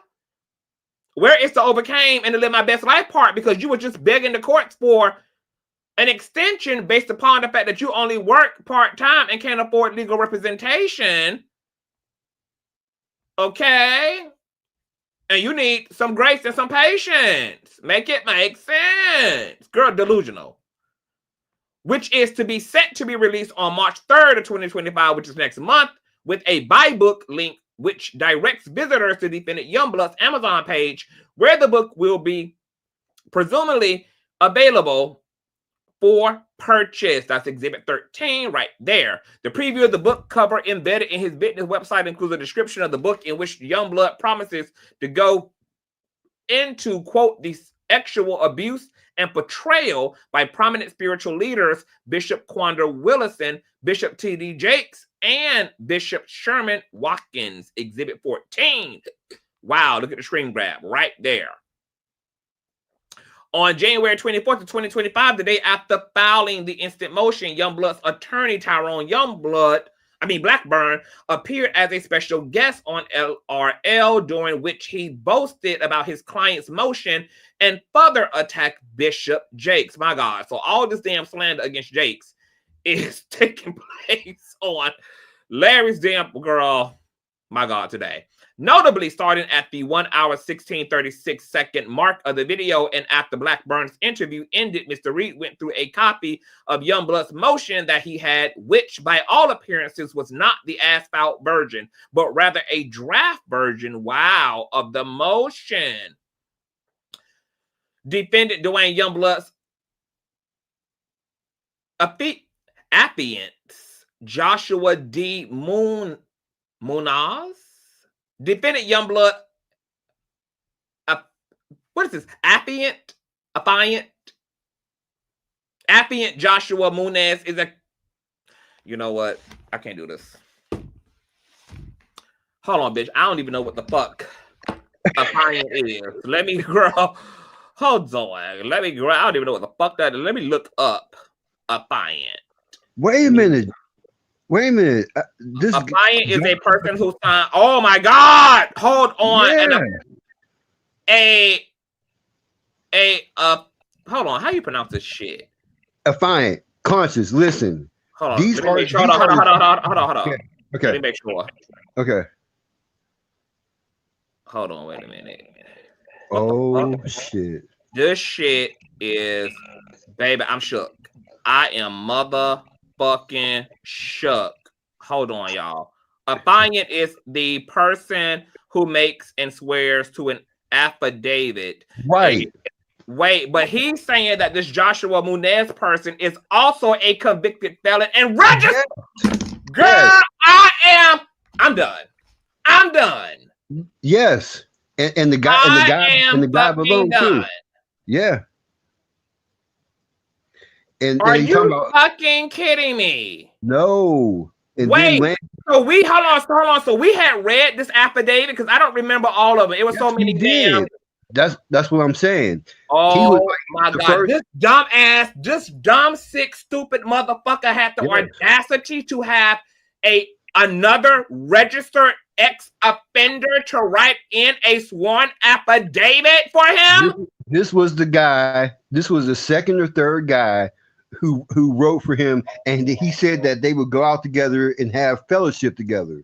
And then the guy below him that you're going to read about, Landon Claiborne, he got arrested for heroin distribution. So it's basically saying that all these people that's defending Duane Youngblood and wrote affidavits for this man, they ain't shit niggas either. All of them ain't shit. I am fucking cooked, Will. I want, in the fuck is all of this? Who did Dwayne not think Jakes was going to do his homework? Did he not think that Jake's attorneys, girl, were not going to get their doxing on and were not going to run criminal backgrounds on the people that he presented as his witnesses? I thought this was over for Jakes. He got what he didn't pay for. Tyrone Blackburn. Yes, I told y'all Tyrone Blackburn fucks everybody shit up. Everybody shit up. He fucks everybody shit up. This is what happens, girl, when you allow another ambulance chasing ass attorney to convince you to allegedly grift and extort another motherfucking person, and y'all have to do a rush job in creating the damn case. This is exactly what Dwayne get, girl. This is what pro bono work looks like. Not pro bono. Yeah, this pro bono. Hold on, pro bono. He working pro. Yeah, this is pro bono, girl. Because I'm sure that just like in the Jay-Z case with Tony Busby, Tyrone Blackburn, like Jake said, was relying on him selling it out of court to keep all this negative publicity off his name. And like Jay-Z, Jakes Uli opt and filed that motherfucking lawsuit against Dwayne ass. And this is why, see, we did not understand because of prior filings why Jakes had this John Doe 1 through 10. Because he had not ran it down yet. Now we're understanding more about why Jakes believes there is a conspiracy against him to take him down, and he is exposing the dog shit out of the people that Dwayne has presented, girl. This is another Megan's Law ass sex offender. We had no idea. We were reading the affidavits of other criminals defending another registered criminal. Girl, I feel like is it April Fools? Are we in April, Will? Is it April? No, it's not, but there's about to be a whole bunch of fools, though. It might not be April, but there are a bunch of fools already. A bunch of fools. These two guys, I remember reading these affidavits. Joshua was one of the guys that he went and had fellowship with. And I told you, Conscious, I said, there's something wrong with this guy. Remember when I said to you, there's something wrong with him and these young guys. I said, there's something not right about this guy being young. And like I said before, this guy is a sexual offender like him. It's coming to me now. I do remember that, Will. You're bringing the memory back. Because I forgot about the particulars of these affidavits. Oh my God, you did say that. He was fucking this boy. They both sexual deviants. And that's what sexual deviants do together. He was fucking this damn boy. Oh my God. I'm going on mute. Read. Let's motherfucking read. This shit is fucking crazy. Joshua D. Muniz, defendant Youngblood. How am I pronouncing this again? Affiant Joshua Muniz is a convicted felon and registered SEX offender who pled guilty to and served over 4 years for criminal sexual offenses, including attempted involuntary deviant sexual intercourse Exhibit 15 is of Joshua's State Police Megan's Law public report. Specifically, Mr. Muniz was arrested when he was 23 years old after traveling to Pittsburgh to allegedly have sex with a 14-year-old girl. Exhibit 16. Mr. Muniz served over 4 years in prison in Pennsylvania before his 2019 release. They gave that nigga more time than they gave Dwayne. Mr. Muniz omitted these facts from his affidavit. He sure damn did. keep reading, Conscious. Keep reading. That is exactly what I'm gonna do. Look, it's about to go down. These next two sentences. Read it carefully. Read this carefully. You're gonna fall out your chair. Read it. Go ahead. Hey, courtesy of Blackburn's declaration, Joshua sure did leave that out of his affidavit. Moreover, at the time, Mr. Muniz claims in his affidavit that defendant Youngblood told him about his accusations against Bishop Jakes over breakfast in July of 2023. Defendant Youngblood appears to have been incarcerated. Yep. I tell you. What I tell you. What I tell you. I told you. I told you. I told you. I told you. I told you, bro. I told you, bro. Well, you're gonna have to take the show over. I'm done. I'm done. I can do it. I can do it. What can you believe this, guys? Well, shit, I can't believe Conscious actually is going. Can you believe this? Can you honestly believe this shit? And then when Conscious comes back, he's going to read the next affidavit. The guy that read the next affidavit, he's also, oh no. Well, you got to put something up for me to read.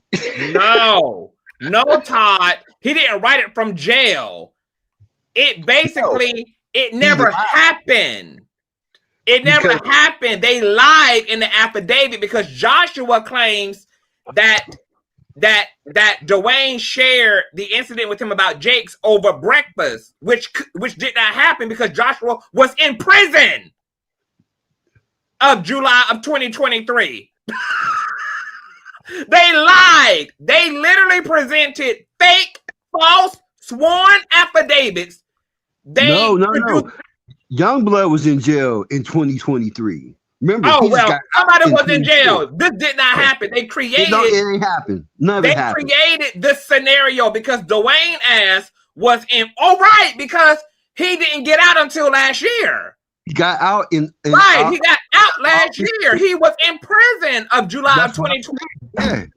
Girl, they are literally trying to defraud the fucking courts. They are literally producing false statements, lying under oath, and sworn out. These are crimes.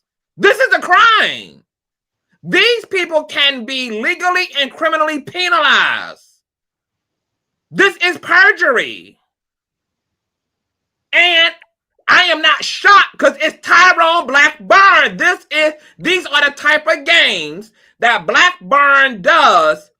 Dwayne already got a history, as Jakes proved through the transcripts of his ass lying to the courts. And now they have the audacity to have the people trying to defend Dwayne writing in letters and affidavits who are other sexual deviants and ex-offenders. These people are crazy. They are trying to only opt the whole courts. TD Jakes. Somebody done fucked around and done found the fuck out, bitch. Jakes is pressing the motherfucking gas. Wow. Wow. These people lied in federal fucking court. Just making shit up while out here claiming that they're telling the truth.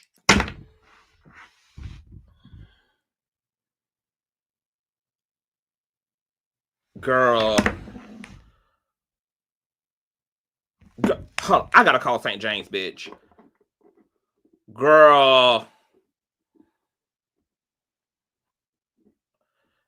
Wait a minute,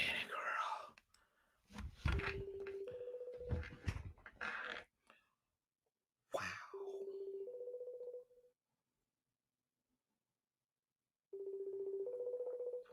Wow, girl. I am fucking shook. It's 8:25 where he's at. He should be around. He probably would trade. Probably. Yeah, it is 8:25 in San Francisco. Early on a Friday night, baby. That dick out there in the streets. That's my dude though. He's a cool guy. But yeah, he ain't around right now. Yeah. I love St. James. This is ridiculous. Hold on, let me.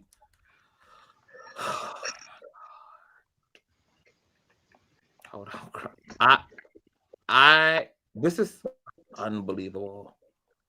Yep. Wait till you start.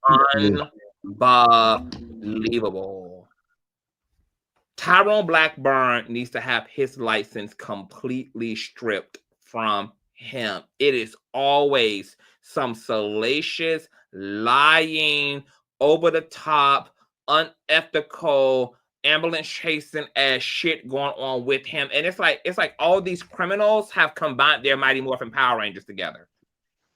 You And got guess what? Dwayne, a registered criminal and ex-offender. Tyrone Blackburn, who done been sanctioned 50 trillion goddamn times doing his time as an attorney in the courts. He's just considered a goddamn corporate clown. And then you got Dwayne's brother, who is a convicted felon. And then you got the people who produce sworn affidavits for Dwayne, not only lying to the courts, but are also criminals. And PDF file. This man did not do his homework at all. If Tyrone, the real lawyer, he would have vetted these people accordingly. And if he did vet these people, he would have never accepted their affidavits at all, knowing their history. Tyrone did not do his work. He did not vet these people at all. Had he vetted these people accordingly, he would have never accepted the affidavit. Tyrone might be a dumbass and an ambulance chaser, but had he known this information about these people, he would have never shown this to the court, because he would have known that this would have been an ending for him. Tyrone don't know how to do shit. I can't even believe this is real life right now, Will. This is like some shit you see in movies. This is like some high definition blockbuster ass, like Steven Spielberg, like what exhibit are we on? What exhibit are we on? These people are literally scamming and playing in the face of the public and the courts, just all out lying. Like, what exhibit and are we other on? Criminals defending other girl. Yes. I believe TD Jakes now. I believe TD Jakes asked that there definitely is something going on. It's something going on, girl. TD Jakes, they just proved it. They just proved it. There is definitely foul play for sure, girl. TD Jakes done exposed the whole motherfucking house, baby. Girl, this was a epic way to catch up in the race, because TD Jakes was to the point of getting his ass kicked. Man, hey, we thought this man was down. God. We thought this man was down. We thought he was down, Conscious. We left the last live and he was, but let me tell you something. They so stupid. They giving Jakes the motherfucking win. How do you not vet the people you're going to have playing as fake ass witnesses for? They didn't vet these people as witnesses. They didn't vet him at all. That is they don't call the play. How you? But this is why y'all got to get competent representation, competent legal representation. Tyrone Blackburn, these are his sworn affidavits from his exhibits. So Tyrone Blackburn signed off on these sworn affidavits. I've been telling y'all about Tyrone Blackburn and Gloria Allred and Lisa Bloom and Bryant Baldhead, Elder Ponder, disbarred ass girl. This shake and bake ass response from Youngblood. They done went and now leveraged Jakes. Jakes was on the losing team. His shit was falling apart up until they came with this girl. Now, girl, they done ran right into the play. They done put Steen back in Jakes, girl. This is a major motherfucking L. This looks horrendous optically. You got Richard, who made a claim in an affidavit, and then come to find out what Richard didn't share with us when he was telling us about how heavy that mattress was that TD Jakes' ass was in with his ass. Where he left out, girl, was the fact that he was applying for the Potter's house years later after all of that. Girl, they exposing all the rest of the affidavit assholes as sex offender. Girl, this shit is crazy. This is a blood bath. I have never seen no shit like this in my life.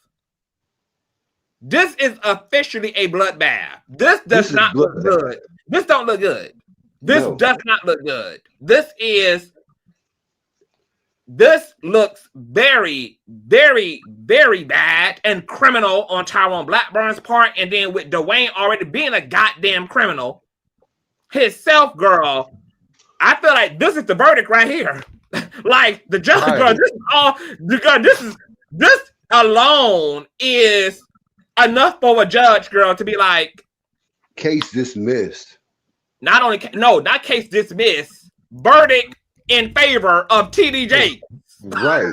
That defamation, girl, and conspiracy has been committed, girl, because if there was not a conspiracy, now the optics, because of who the players are in this thing, have given substance to the conspiracy narrative. This is why Jakes wanted early discovery. Because, see, they would have found all this out earlier by getting all up in Dwayne's emails, correspondences, etc. They would have found out about these people earlier before they even stepped in to give sworn statements. But, girl, it looking like the divine is on Jake's side because ain't no need to rush, girl. What didn't come out in the wash was going to come out in the motherfucking rent, and it's coming out in the rent. He was patient. He was patient. While we all were thinking it was over, this man was playing the long game. He was playing the long game, Conscious. Girl, this is not. He showed us. Yep. He showed us. Like, what exhibit are we even on? Like, have we even got through half of it? Dan, if I forgot Blackburn is on that case, anybody that you know, Dan, who is being represented by Blackburn, you need to let them know to run. All they got to do is Google Tyrone Blackburn. If you want your case to surely go nowhere at all and not in your favor, you allegedly hire Tyrone Blackburn. Because Tyrone Blackburn is representing somebody else that I'm associated with, and he done fucked up her shit real bad. Wow. Okay, so let's get back to this because this is explosive. This shit is fucking explosive. Wow. Mr. Munez omitted these facts from his affidavit. Moreover, at the time that Mr. Munez claims in his affidavit, a legal sworn document that defendant Youngblood told him about his accusations against Bishop Jakes over breakfast in July of 2023, defendant Youngblood appears to have been incarcerated. I can't even get over that. I can't even get over that. Landon Claiborne, defendant Youngblood affiant.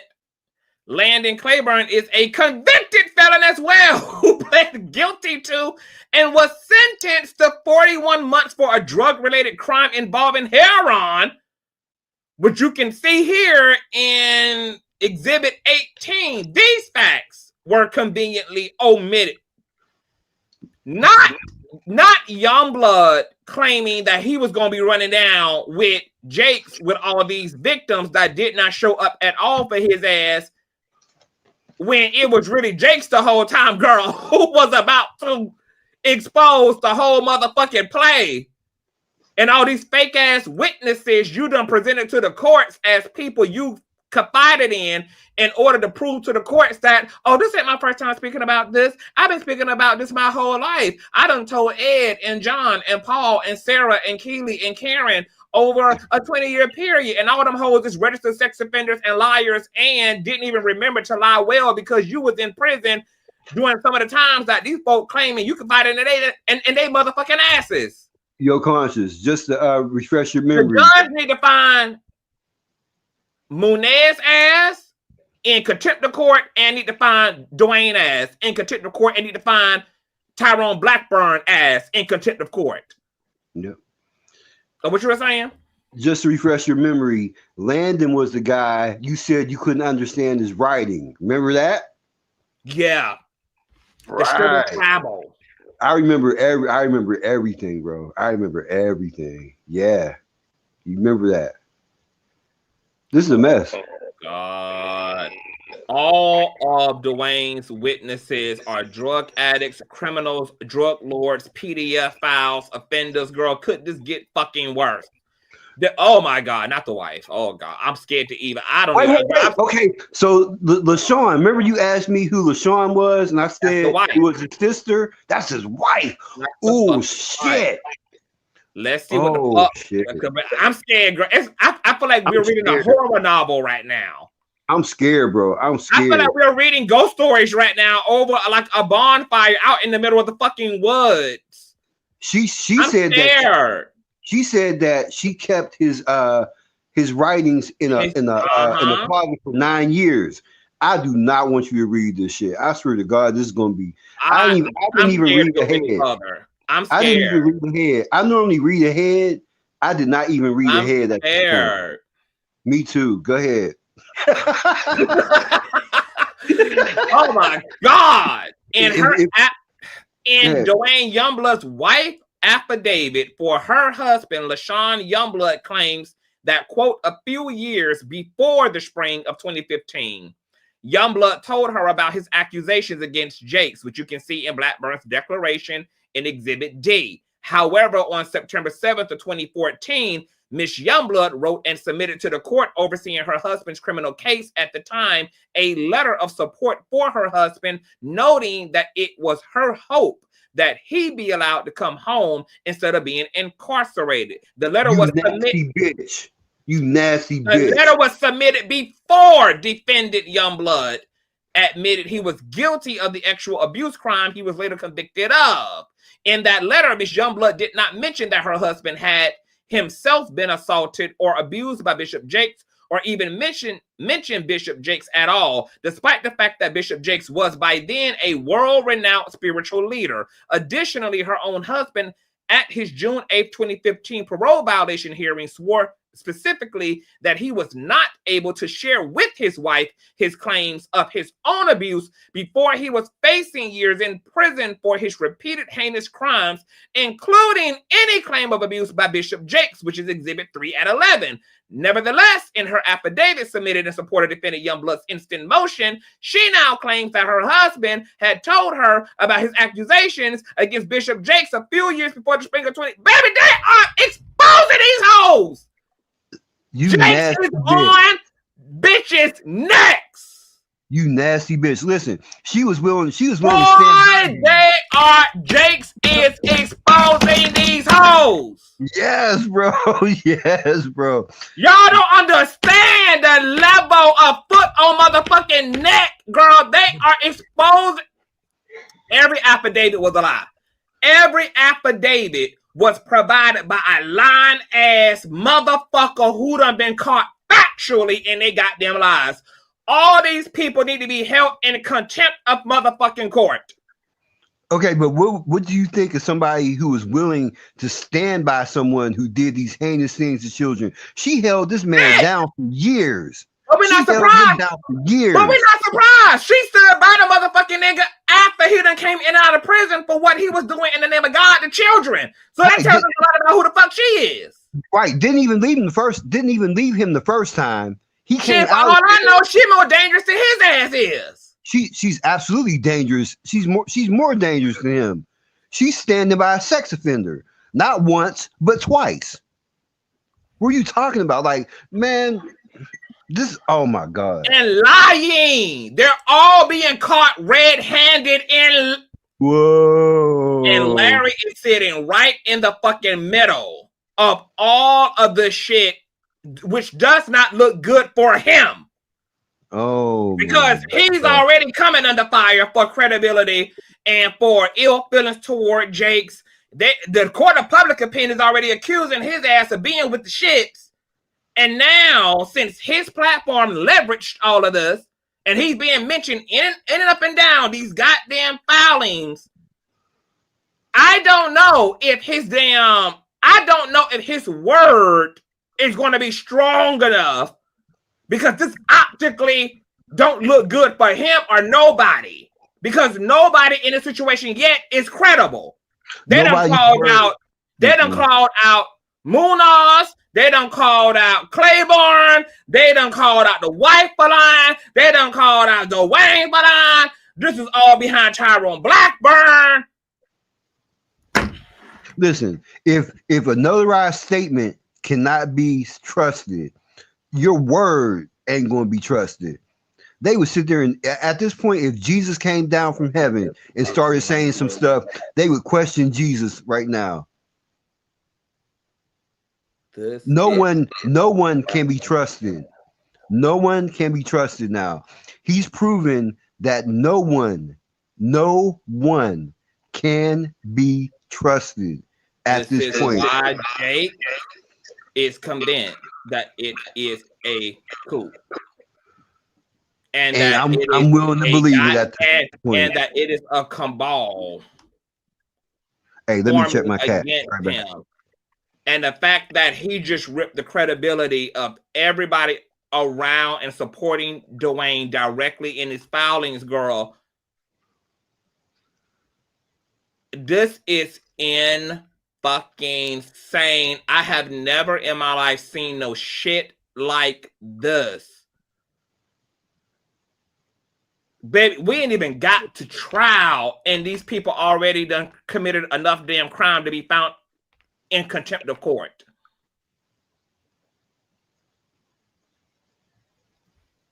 Now I understand why Dwayne is asking for a motion to dismiss, bitch. Because if he don't, girl, he gonna fuck around and be back in jail, bitch. Man. Because they have all produced sworn affidavits and have been caught in lies. And if I were Jake's legal team, the next thing I will be going for is contempt of court. Yes, absolutely. Contempt of court. This shit is crazy. Okay, let's get back to the scary story, Greg. Oh my God. I can't. Baby, y'all gonna have to keep a Larry ass on your altar, bitch. Light a goddamn 7-day candle for his ass, a Hanukkah candle, girl. Because baby, let me tell you something. If I was Larry ass, Dwayne could even call me right now, baby. Block, bitch. Baby, I would walk away from the whole thing, girl. Don't DM me, no emails, girl. I'm not speaking. I'm not updating a damn thing, girl. I'll be running away. Shit, Dwayne got fault in this too, because Dwayne's the one that took all this shit on. It's more Dwayne's fault. It's not Dwayne. It's Tyrone. It's more Tyrone's fault than anything. Tyrone was the one who was supposed to be doing the work. Larry done put a lot on the line to stand behind Dwayne's allegations. And yes, sir. And now that joint venture has postured TD Jakes to sue the shit out of Dwayne Youngblood. And Larry done put his credibility on the line And now he in a position to where he got to stand behind a man who is being proved to be a liar in federal court, who is trying to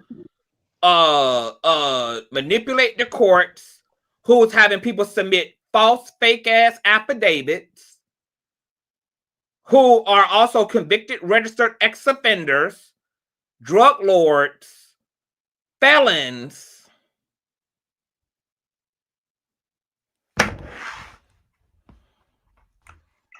What can you say? What can you say? I can't say nothing but for Larry ass to run. I would Because Dwayne run. will not be able to call me right now, baby. Baby, the way I would abandon the post so goddamn quick, bitch, because to even optically, even socially, to be centered in this with all these bad behaving ass people. This man used Larry's platform that now done turned into a civil lawsuit. And now that man that Larry was endorsing is being caught in explicit lies.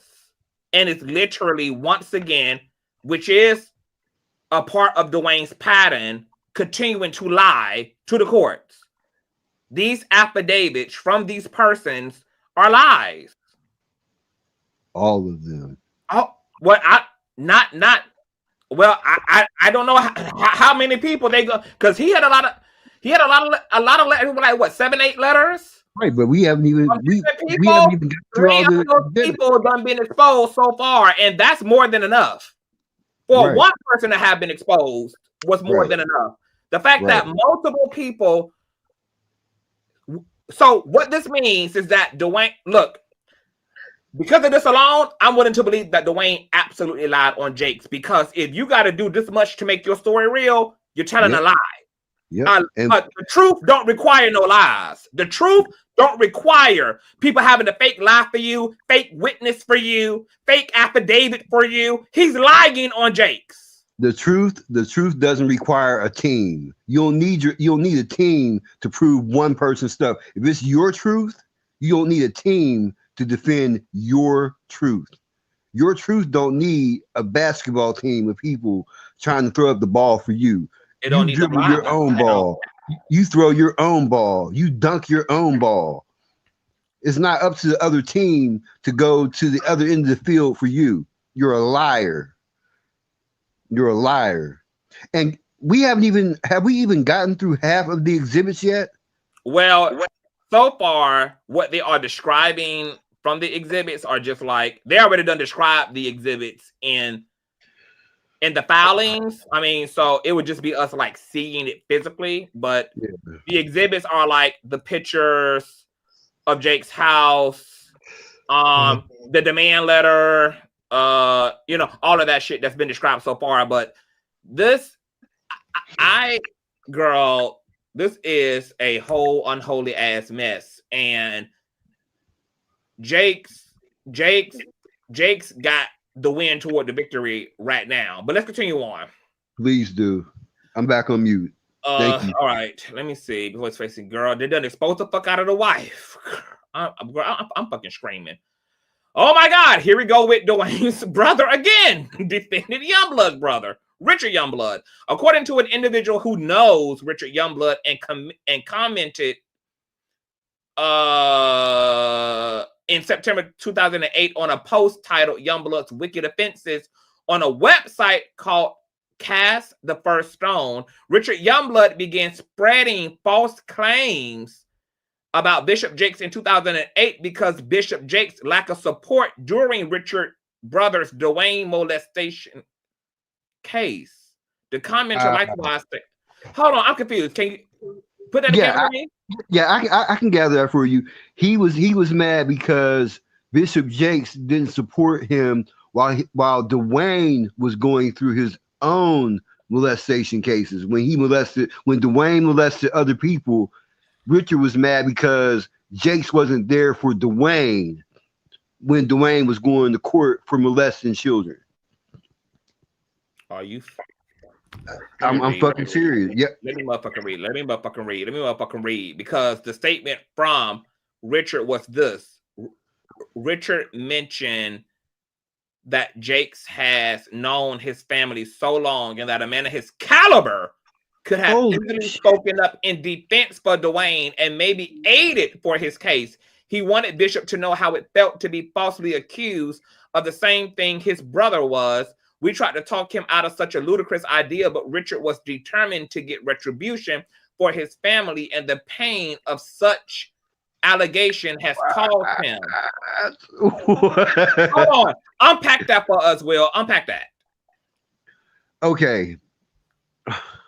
The person who wrote this statement basically is saying that in 2008, Richard started making false claims against T.D. Jakes because T.D. Jakes did not come and speak up for Dwayne as a source of support when he was in his own cases. Yep. So they just exposed that all this is over a grudge because Jakes left Dwayne. Yes. Oh my. Yes. Fucking... Because TD Jakes would not support a fucking convicted child molester. That's what they want to know, and they want Jakes to know how it felt. Yeah. Richard mentioned that Jakes has known his family and then called Jakes one hell of a man, but you claim he was trying to get up in your ass, and you claiming that your brother had an experience with this man, but y'all saying he his caliber could have easily spoken up in defense for Dwayne and maybe aided for his case. He wanted Bishop to know how it felt to be falsely accused of the same thing his brother was. So he falsely accused Bishop of something out of retribution, girl. We tried to talk Richard out. We tried to talk Richard out of such a ludicrous idea, but Richard was determined to get retribution for his family. And the girl. They tried to tell this man. They tried to tell this man, don't do this. If y'all don't get this young and restless ass shit out of my face, this is too much for my blood. I'm gonna have high blood by the end of 2025. Holy shit. What in the fuck? I rebuke that in the name of Jesus. Wow. Wow. Exhibit R. Nevertheless, by at least April 2010, Richard Youngblood, going by Apostle Richard E. Youngblood, continued to boast to would-be followers that he had, quote, served as personal assistant to adjutant to Bishop T.D. Jakes. So the same man he's accusing of trying to break up him and his wife, coming on to him as a married man, trying to take advantage of him in a hotel. He not only tried to submit an application to the Potter's house to work up under this man, but spent the years prior as well boasting using this man for being clout. a personal assistant to Jakes. Using this man for clout. The same man that laid up on your back. But this man laid on your back. Cardi B and Offset told y'all they do anything for clout. Oh shit. They do anything for clout. No more. Wait till you get to 25. Are you already reading this? No. I just read the name. This is Jeffrey S. Gray. Wait, this is the very first affidavit read. Oh my God. Very I can't that you read. Y'all show some love to the Cash App PayPal. I'm suffering up here, y'all. My brain is fried. Y'all, baby, show some love to the Cash App and the pay me for my pain, pay me for my talent, because baby, I am being cooked alive right now at 550 damn degrees, baby, oven bake. Jeffrey S. Gray, defendant Youngblood, affiant Jeffrey Gray, claims to have been employed with Merrill Lynch in 1992 when Youngblood told him about his accusations against Bishop Jakes, courtesy of Blackburn's declaration of Exhibit A. However, according to Gray's own FINRA broker check report, his FINRA registration with Merrill Lynch ended in April 23rd of 1991, and he thereafter was not registered in any capacity with FINRA until November 17th of 1992, leaving a noticeable gap between the time that he claims Youngblood told him about his accusations about Jakes. So they proven that people weren't even where the fuck they claimed they were in their own affidavits at the time that Dwayne confided in their asses about Jakes. I mean, I don't understand how these lawyers were able to do something like this. This is insane. No, This is no. This is insane lawyering. Remember when we said when I said everybody lying? It's starting to like every single person that has wrote an affidavit. This is like the fifth person that we talked about so far. There were only like 7 affidavits. We're down to 5 people already. We're down to 5 people, 5 out of 7. 5 out of 7 people have been proven to be a liar. Come on now. Y'all, I'm cooked, Will. Dwayne Youngblood is cooked. I am fucking cooked. Let Mari says I'm supposed to be clutching my man, and I'm clutching these remote my pearls. My God, this is crazy, y'all. What in the fuck is going on? All right, the false AI generated social media campaign against Bishop Jakes. In his motion, defendant Youngblood brings up the false AI-generated social media campaign that began in early December 2023 against Bishop Jakes. Bishop Jakes, like other prominent Black celebrities, became the unwitting target of a false and horrific YouTube campaign wherein dozens of YouTube channels suddenly began posting videos with manufactured headlines and doctored images falsely depicting Bishop Jakes as being associated with Sean Diddy Combs, now infamous freak-off parties and implicated in his other allegedly criminal enterprises, and depicting Bishop Jakes in lewd and compromising positions as being arrested or put in jail or both. Remember when I told y'all when we reviewed this last time, I said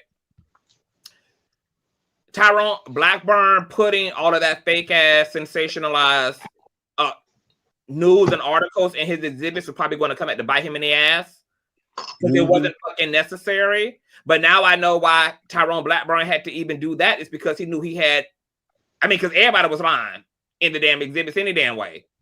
So, I mean, there wasn't really a bar of integrity established to begin with. Thank you, baby mother Teresa, because, baby, I need it, baby. Thank you, baby mother. You've been showing love all day long. Thank you, baby mother, because, my God, these allegations have been completely debunked by independent arbiters.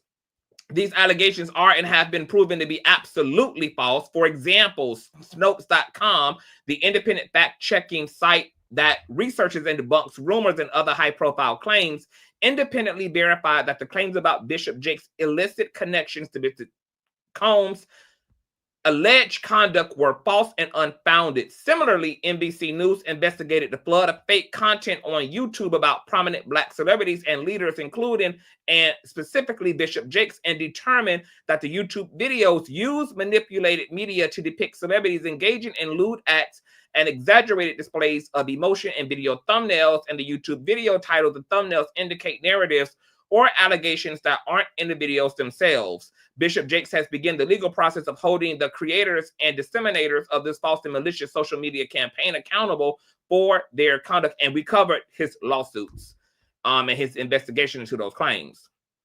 Attached as Exhibit 1 is a true and copy. Okay, so they're just going over all of the exhibits, letting the courts know what is in them, which is all of Dwayne's court cases, transcripts from his cases, mugshots, everybody else's goddamn mugshots and criminal arrest records, the GoDaddy website that he built in the days following his interviews against Jakes, the Facebook post, all of the things, his book, the cover of his book. What I really want to see is that demand letter. That's what I want to look for, is that demand letter. Criminal case, because we're probably coming to do a separate video to get into all of the exhibits so that I don't make this video too motherfucking long. Blog posts, work offenses, true and copy, This is the broker check report for Jeffrey Esquire. I mean, he exposed everybody's ass. God damn. Bravo. Woo, Bravo. But let me see, where's this demand letter at, in which exhibit, so I can go straight to it. I want to see the demand letter. Press release, judgment, exhibit, CBS article, Pennsylvania State Police, Megan's Law. I can't believe they use Megan's Law. My God. Shout out to my baby mother, Moti. Thank you so much, baby mother, for your suffering. Thank you, baby. Thank you for sure it came up. Love this is crazy, y'all. Jesus. Yeah, I would much rather be a observer, baby. I can't be on the field. I can't be on the field like this. I just can't do it.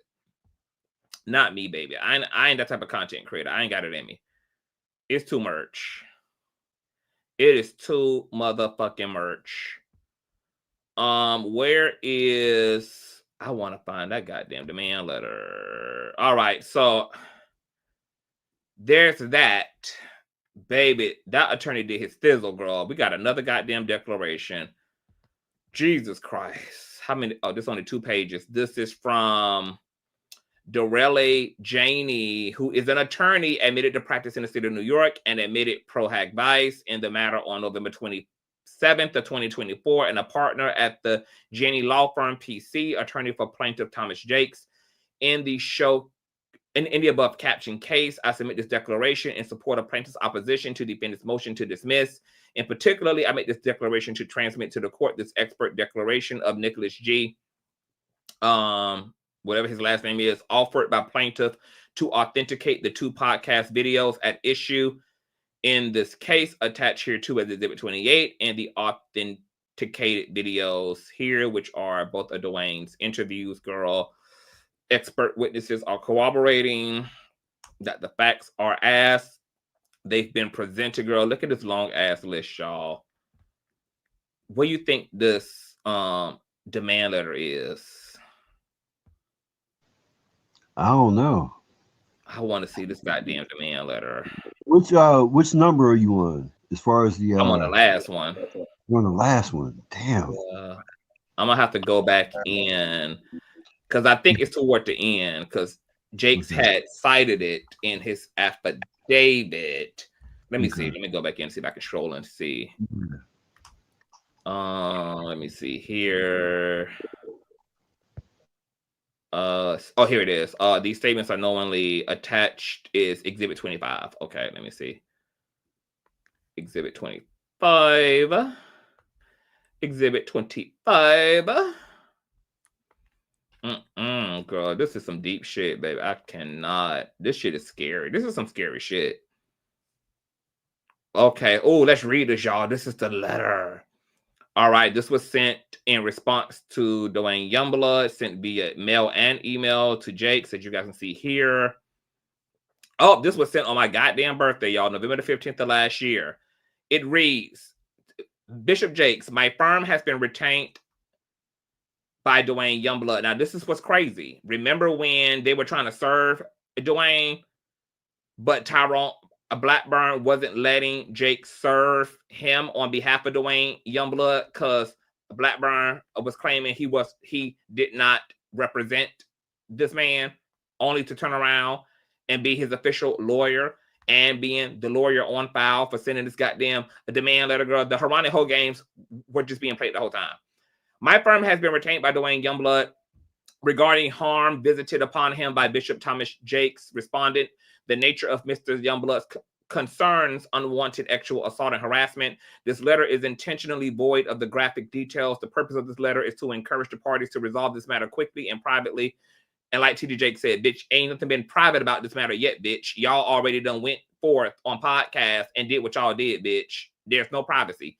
For settlement purposes only, the opening settlement demand is, and once again, Dwayne lied to Larry. Because remember, Larry said that he confronted and asked Dwayne, did he know anything about this demand letter? And where were the blogs getting that it was $6 million asked for? And Dwayne was, oh, I don't, you know, I don't know. Here is the exact fucking number. $6 million.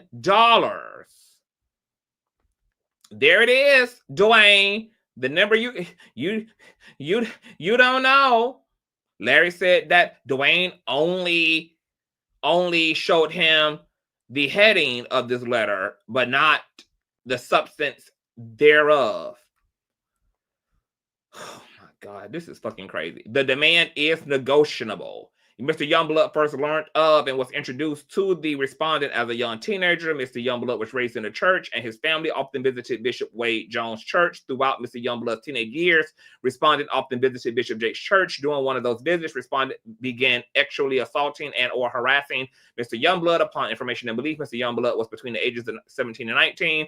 As respondent's career took off, Mr. Youngblood's interactions with him decreased over time. Mr. Youngblood was forced to interact with the respondent with the encouragement and urging of Dr. Sherman S. Watkins. Mr. Youngblood is obliged, and he confronted respondent about the harm respondent visited upon him. Respondent said, at the time, my stock was rising and I would have slept with anyone. After the distasteful confession, Mr. Youngblood was forced to interact with respondents throughout the years due to their membership in the same organization. Conclusion is Mr. Youngblood has authorized my office to make a pre-litigation settlement demand of $6 million. The settlement will provide Mr. Youngblood with the necessary resources to help him pay for the psychological services he needs. Well, apparently he was already getting those psychological services, right, from that damn psychologist that presented a letter blaming TD Jakes for why Dwayne is a pedophile, as well as compensate him for the physical trauma his teenage body endured. What did his body endure? You said a man attempted to kiss you and hugged you. Girl, I'm over it. He was. It wasn't the fact that he wasn't gay or nothing like. He was repulsed because he wasn't attracted to TD Jakes. Right. Had it been the right person, this is why I've been wanting to say of course, because all his victims have been males. Right. That's why I've been wanting to say for the longest time. It's not about Dwayne not being gay. It wasn't the right person. He didn't find TD Jakes attractive. And who would? I mean, okay, I get that, but he's trying to make it seem like that is what it's about. That's not what it's about. This was about attraction.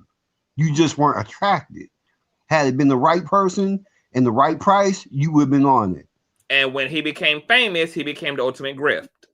And we know that he lied because they done debunked all the affidavits. Every single one. So all the people that claim that you've been confided in him and you've been talking about this for years, girl, were all proven liars. Liars. No, you wasn't always talking about this. And no, you did not bring anybody who had direct knowledge of the situation to the front, and you did not bring any of the alleged victims of Jakes that you claim you was talking to who are ready to come forward to the courts. Girl, Uli opt. Let's continue to read though.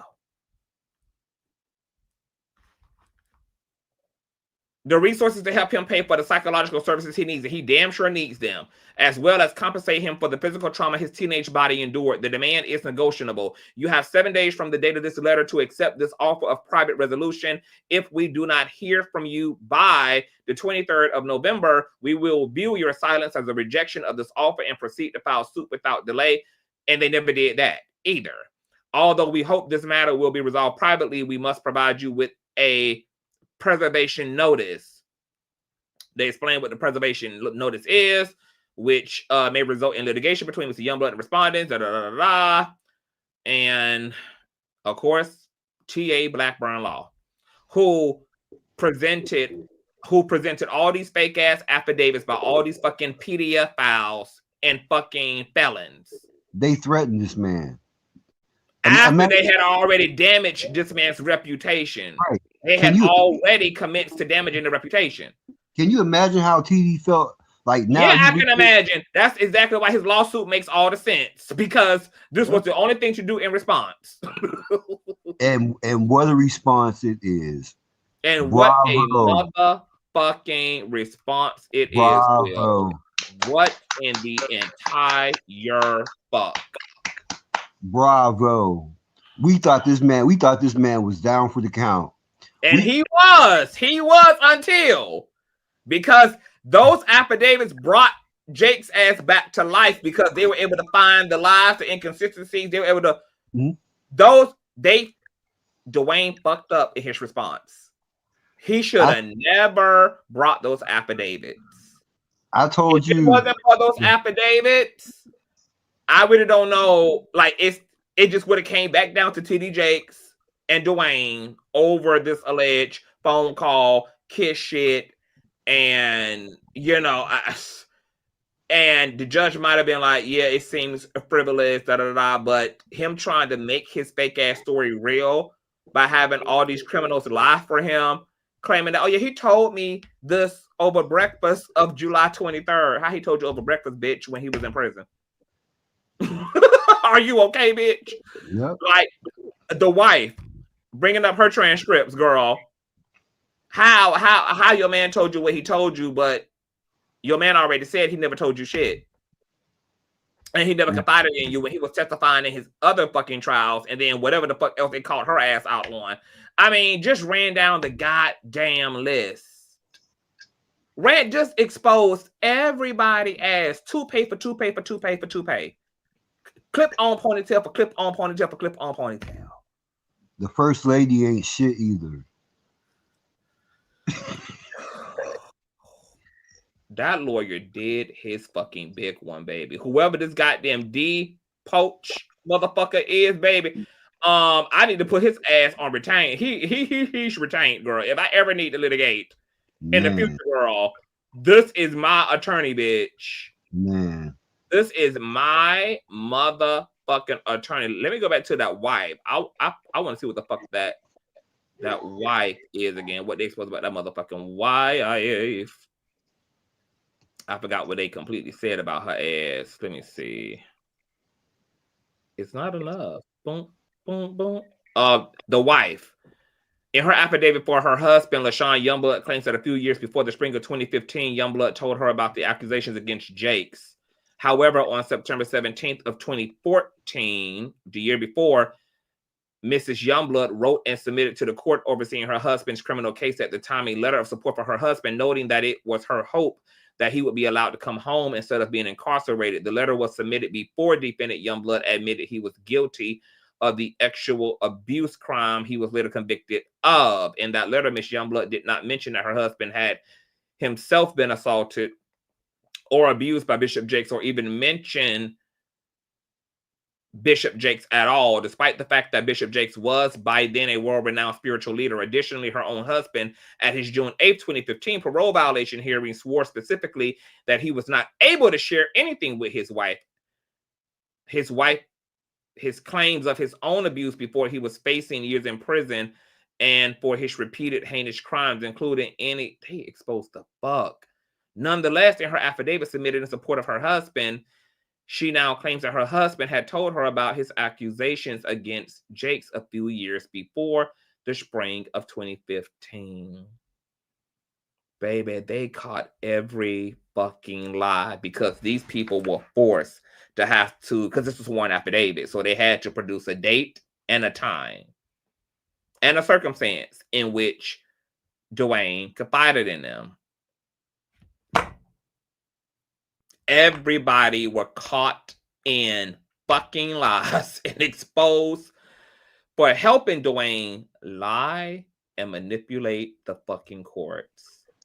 That TD Jakes team needs to go for contempt of court for all players involved, baby. And we said a long time ago, these people would not put their lives on the line for this man. And they did. They all literally put their lives on the line for this man, and they're lying at that. We said, no, there's no way these people are lying, because there's no way that these people are going to write up these affidavits saying that this happened. They're not willing to put their lives on the line for this man if they're lying. And guess what? They all lied. They not only did they all lie, they all got their own little personal shit with them. Sex offenders, drug users, drug abusers, drug sellers. If LaShawn was willing to stay with this man, Of course, she's willing to do anything else with this man. Yeah, I'm scared of who that bitch is because who does that? Who stays with a man who has violated children multiple times? Who does Yeah, that? she held him down. She held him down while he was in jail. And after being in jail for 5 to 7 years, they're both hard up for money. They're both hard up for money. Wop wop, baby. Jakes, wop wop wop wop wop on Dwayne and Tyrone ass. So things are about to get even more action packed because Dwayne has till the 21st of this month to respond, and his response can be no longer than let me see, because Jakes had to keep his response to 25 pages or less. Defendant having filed a motion hereby. Plaintiff's response and defendant shall reply by the 21st with no more than 15 pages. It's going to be a long 6 days. Baby, and it's gonna have to be one hell of a reply. And they gotta keep that reply to 25 pages or less. I need to see how the fuck the Redskins gonna recover, baby. How the Redskins gonna recover from the Dallas Cowboys, girl. Right. Because this baby, Dwayne fucked up with that response and those affidavits, girl. This is epic. This is fucking epic. Jakes needed this. I don't know who Jakes had to go throw some ass in a circle for, girl, but whatever magic and witchcraft his ass conjured up, girl, it worked because they walked right into the bullshit of it all, and they gave Jakes this Uli op. So I'm impressed. I don't even know what to expect now. I don't know what to expect from the other side, girl. This is crazy. I know we were wrong about Jakes in the beginning about not being able to come back, but I know now for a fact Youngblood is not going to come back from this. There is no comeback for this. Everything, all the people that you were supposed to be, we were sitting there boasting on how Dwayne had all these people with all these affidavits, and this was going to be the death knell for TD Jakes. Now all of that has fallen apart. There is no comeback for this. You need to tuck tail and run your ass away. If you were smart, you need to run away. Because you ain't got no comeback for this.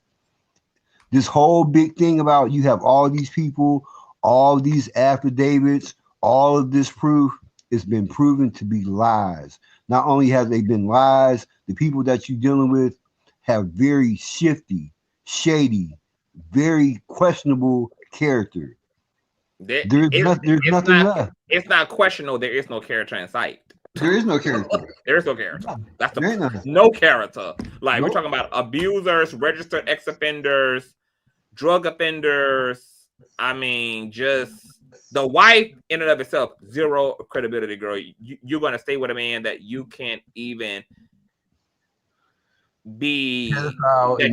You're gonna support a man who is abusing the most vulnerable class of society, which are children. Like, you a fucked up bitch, and you ain't got no goddamn sense, and that pussy must be dried up like an old grape for you to have to settle for ex-offender dick. For you to have to settle for ex-offender dick, baby. Like, it ain't enough Jesus in the world, baby, because let me tell you something about Jesus, baby.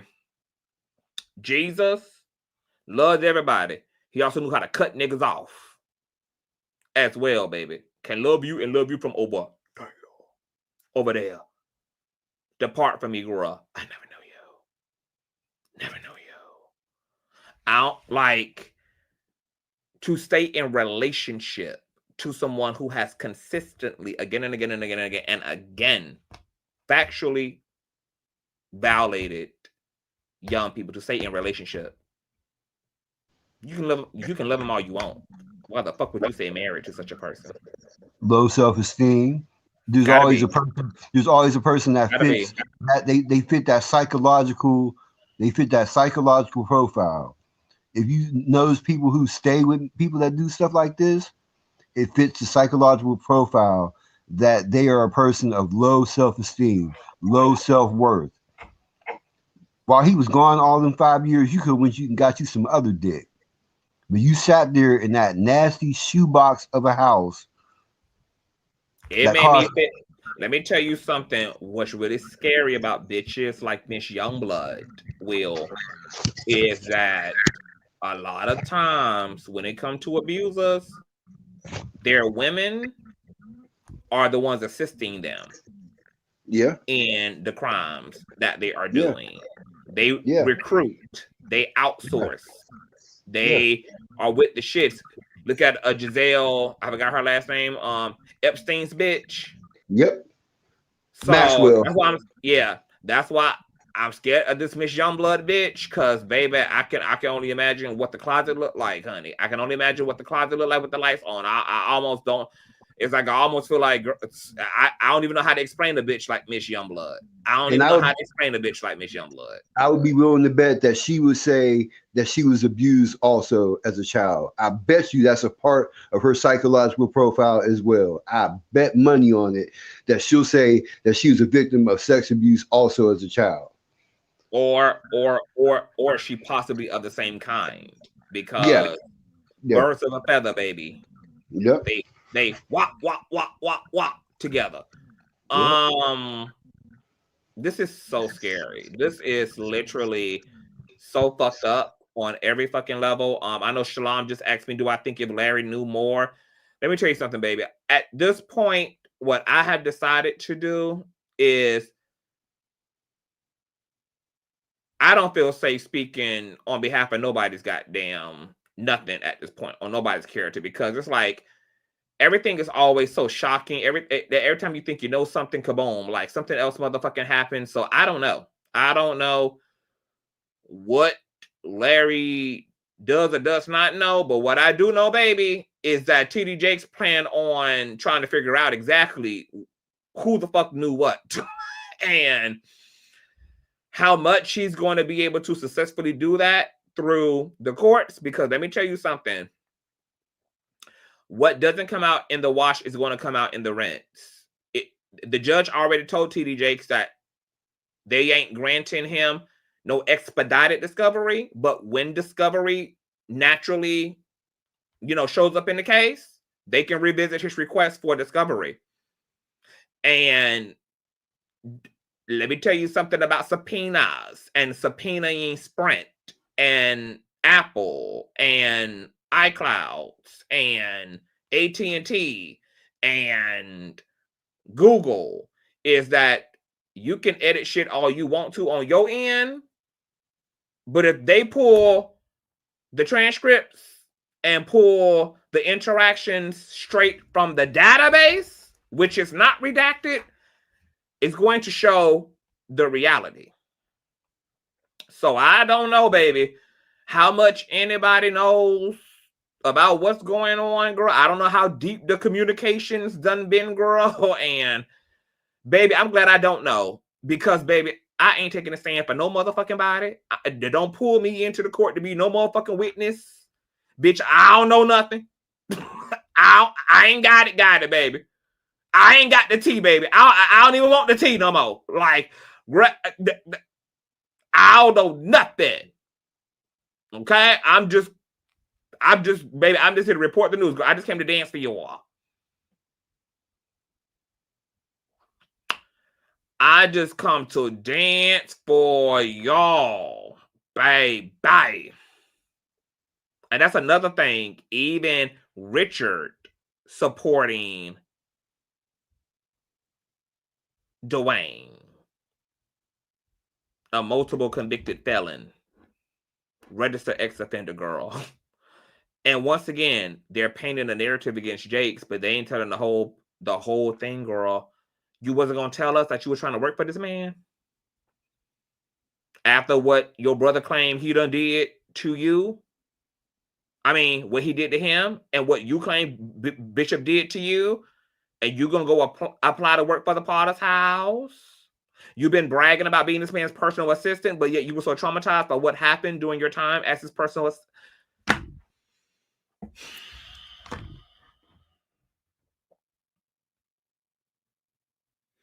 Let me tell you something. In 2025, the new CTV, I have just decided that I'm going to always follow the receipts. Baby, it is too costly to speak on behalf of other people, baby. I don't know nobody. I don't know what the hell going on. I can't speak for people, baby. Only thing I can do is speak for the facts. I can't speak for people. I'm just going to follow the facts, girl. I'm just going to follow the information. I don't feel comfortable speaking on behalf of nobody. I'm just going to follow the facts. Absolutely. Because this shit that we learned today is literally insane. And the fact that these people are literally lying to a judge and lying in a federal case, and that you have criminals defending other fucking criminals is insane. Mm-hmm. I would have never thought that is what we were going to walk into today. Never. I told you in the beginning of the story, I said, bitch, I haven't read this. I don't know what the fuck we about to get into, girl. I just saw all these exhibits. I said, girl, somebody gonna show their ass. Jakes done showed his ass. I don't know what I could have not conceived. This blew me away. This blew me absolutely away, girl. I am gone with the wind. I am gone with the motherfucking wind. This is why I waited. This blew me away, Will. This is why I waited. Instead of listening, instead of watching St. James last night, this is why I waited. This is why I waited. I just never had any idea that we would be looking at this. Never in a million years did I think that. I cannot believe these people are this manipulative. I cannot believe these people are triangulating like this.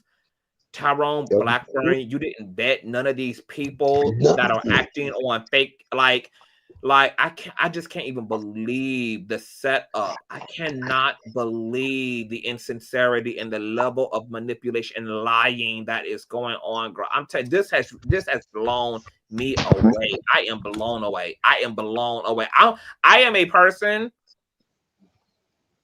I don't disregard the facts for nobody. When the facts fact, bitch, I'm choosing the facts. This blew me away. I'm not even sure if, girl, I'm not even sure I can take anything seriously coming from Dwayne at this point. Like, his reply, now that y'all done been caught to the carpet, baby, as being a lying, manipulative band of demons, like, this is despicable. And if they can't directly speak to why, for one, there are criminals acting as witnesses for you, Dwayne, and then for two, cannot supply a credible explanation for the inconsistencies and direct lies told in these affidavits as exposed by TD Jakes, if they even try to overlook that part, if they try not to even deal with all that, that tells you all you need to know for one. And then if their explanations fall short of anything that actually makes motherfucking sense, baby, I'm Team Jakes all the way in this litigation. All the way, baby. Take me to the king, baby.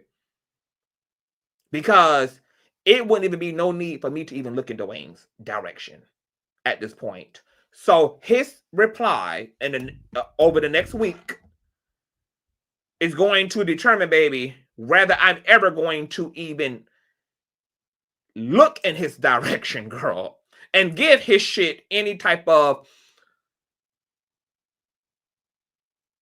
reason, any type of grace, any type of a chance, because it was already bad enough that he came in this motherfucker as a registered ex-offender.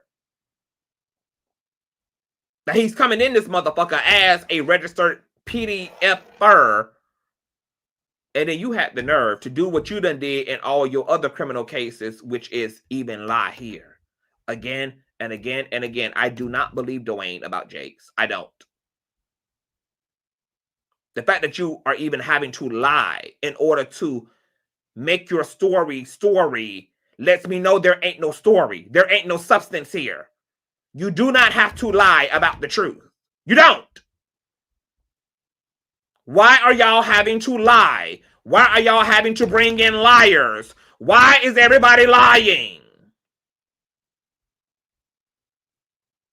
Who the fuck allows other ex-offenders to even be a witness for them? Why is Munez writing a sworn affidavit? Because they all thought that they were going to split this damn $6 million.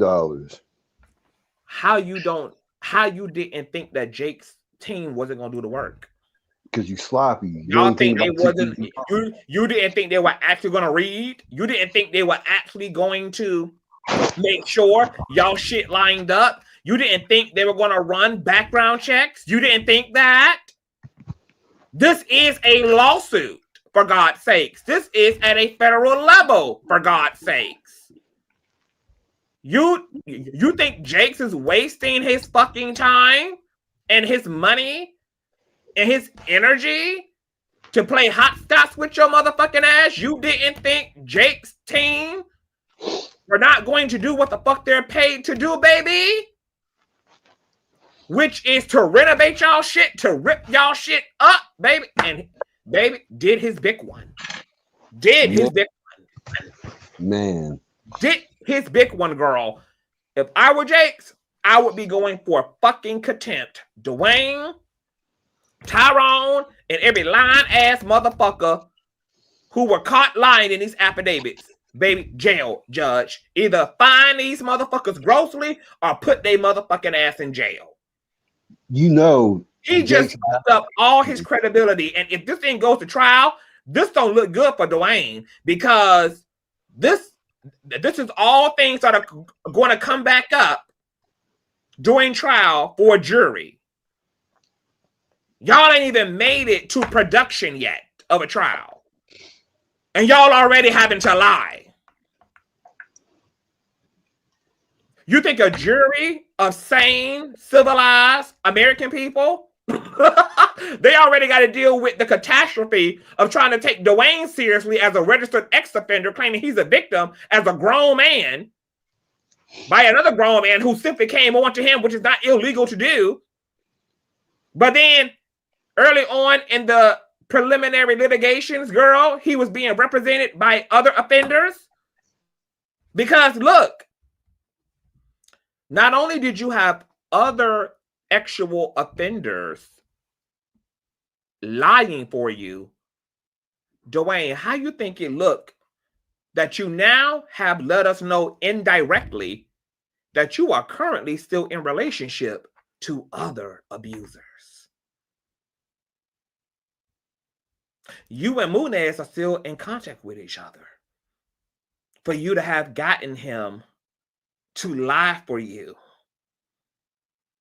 in a sworn affidavit. Why are you, as a man who's trying to start a counseling business and want to offer counseling services, a registered ex-offender who's still in relationship to other registered ex-offenders?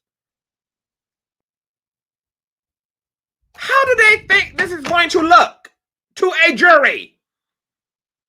And now, because Dwayne hasn't been able to bring all of those alleged victims, baby, we know that he ain't working with shit, girl. This is literally Dwayne versus Jakes. Dwayne done fucked up the thing. Tyrone, Blackburn, and Dwayne Ashton fucked up the thing. Dwayne didn't think this thing out, baby, when he decided what his next grip of 2024 was going to be, girl. He just didn't think it out. He just didn't think this shit out, girl. Nope. And let me tell you, he saved TD Jakes' ass because he had it all the way up, girl, until today. Dwayne had it up to the day, baby. He had it up until his reply with these affidavits, baby. He done, him and Tyrone done fucked up the thing, girl. Girl. This is shocking. This is shocking, girl. I may have to come back tomorrow, girl, and just to be shocked all over again. Yes, sir.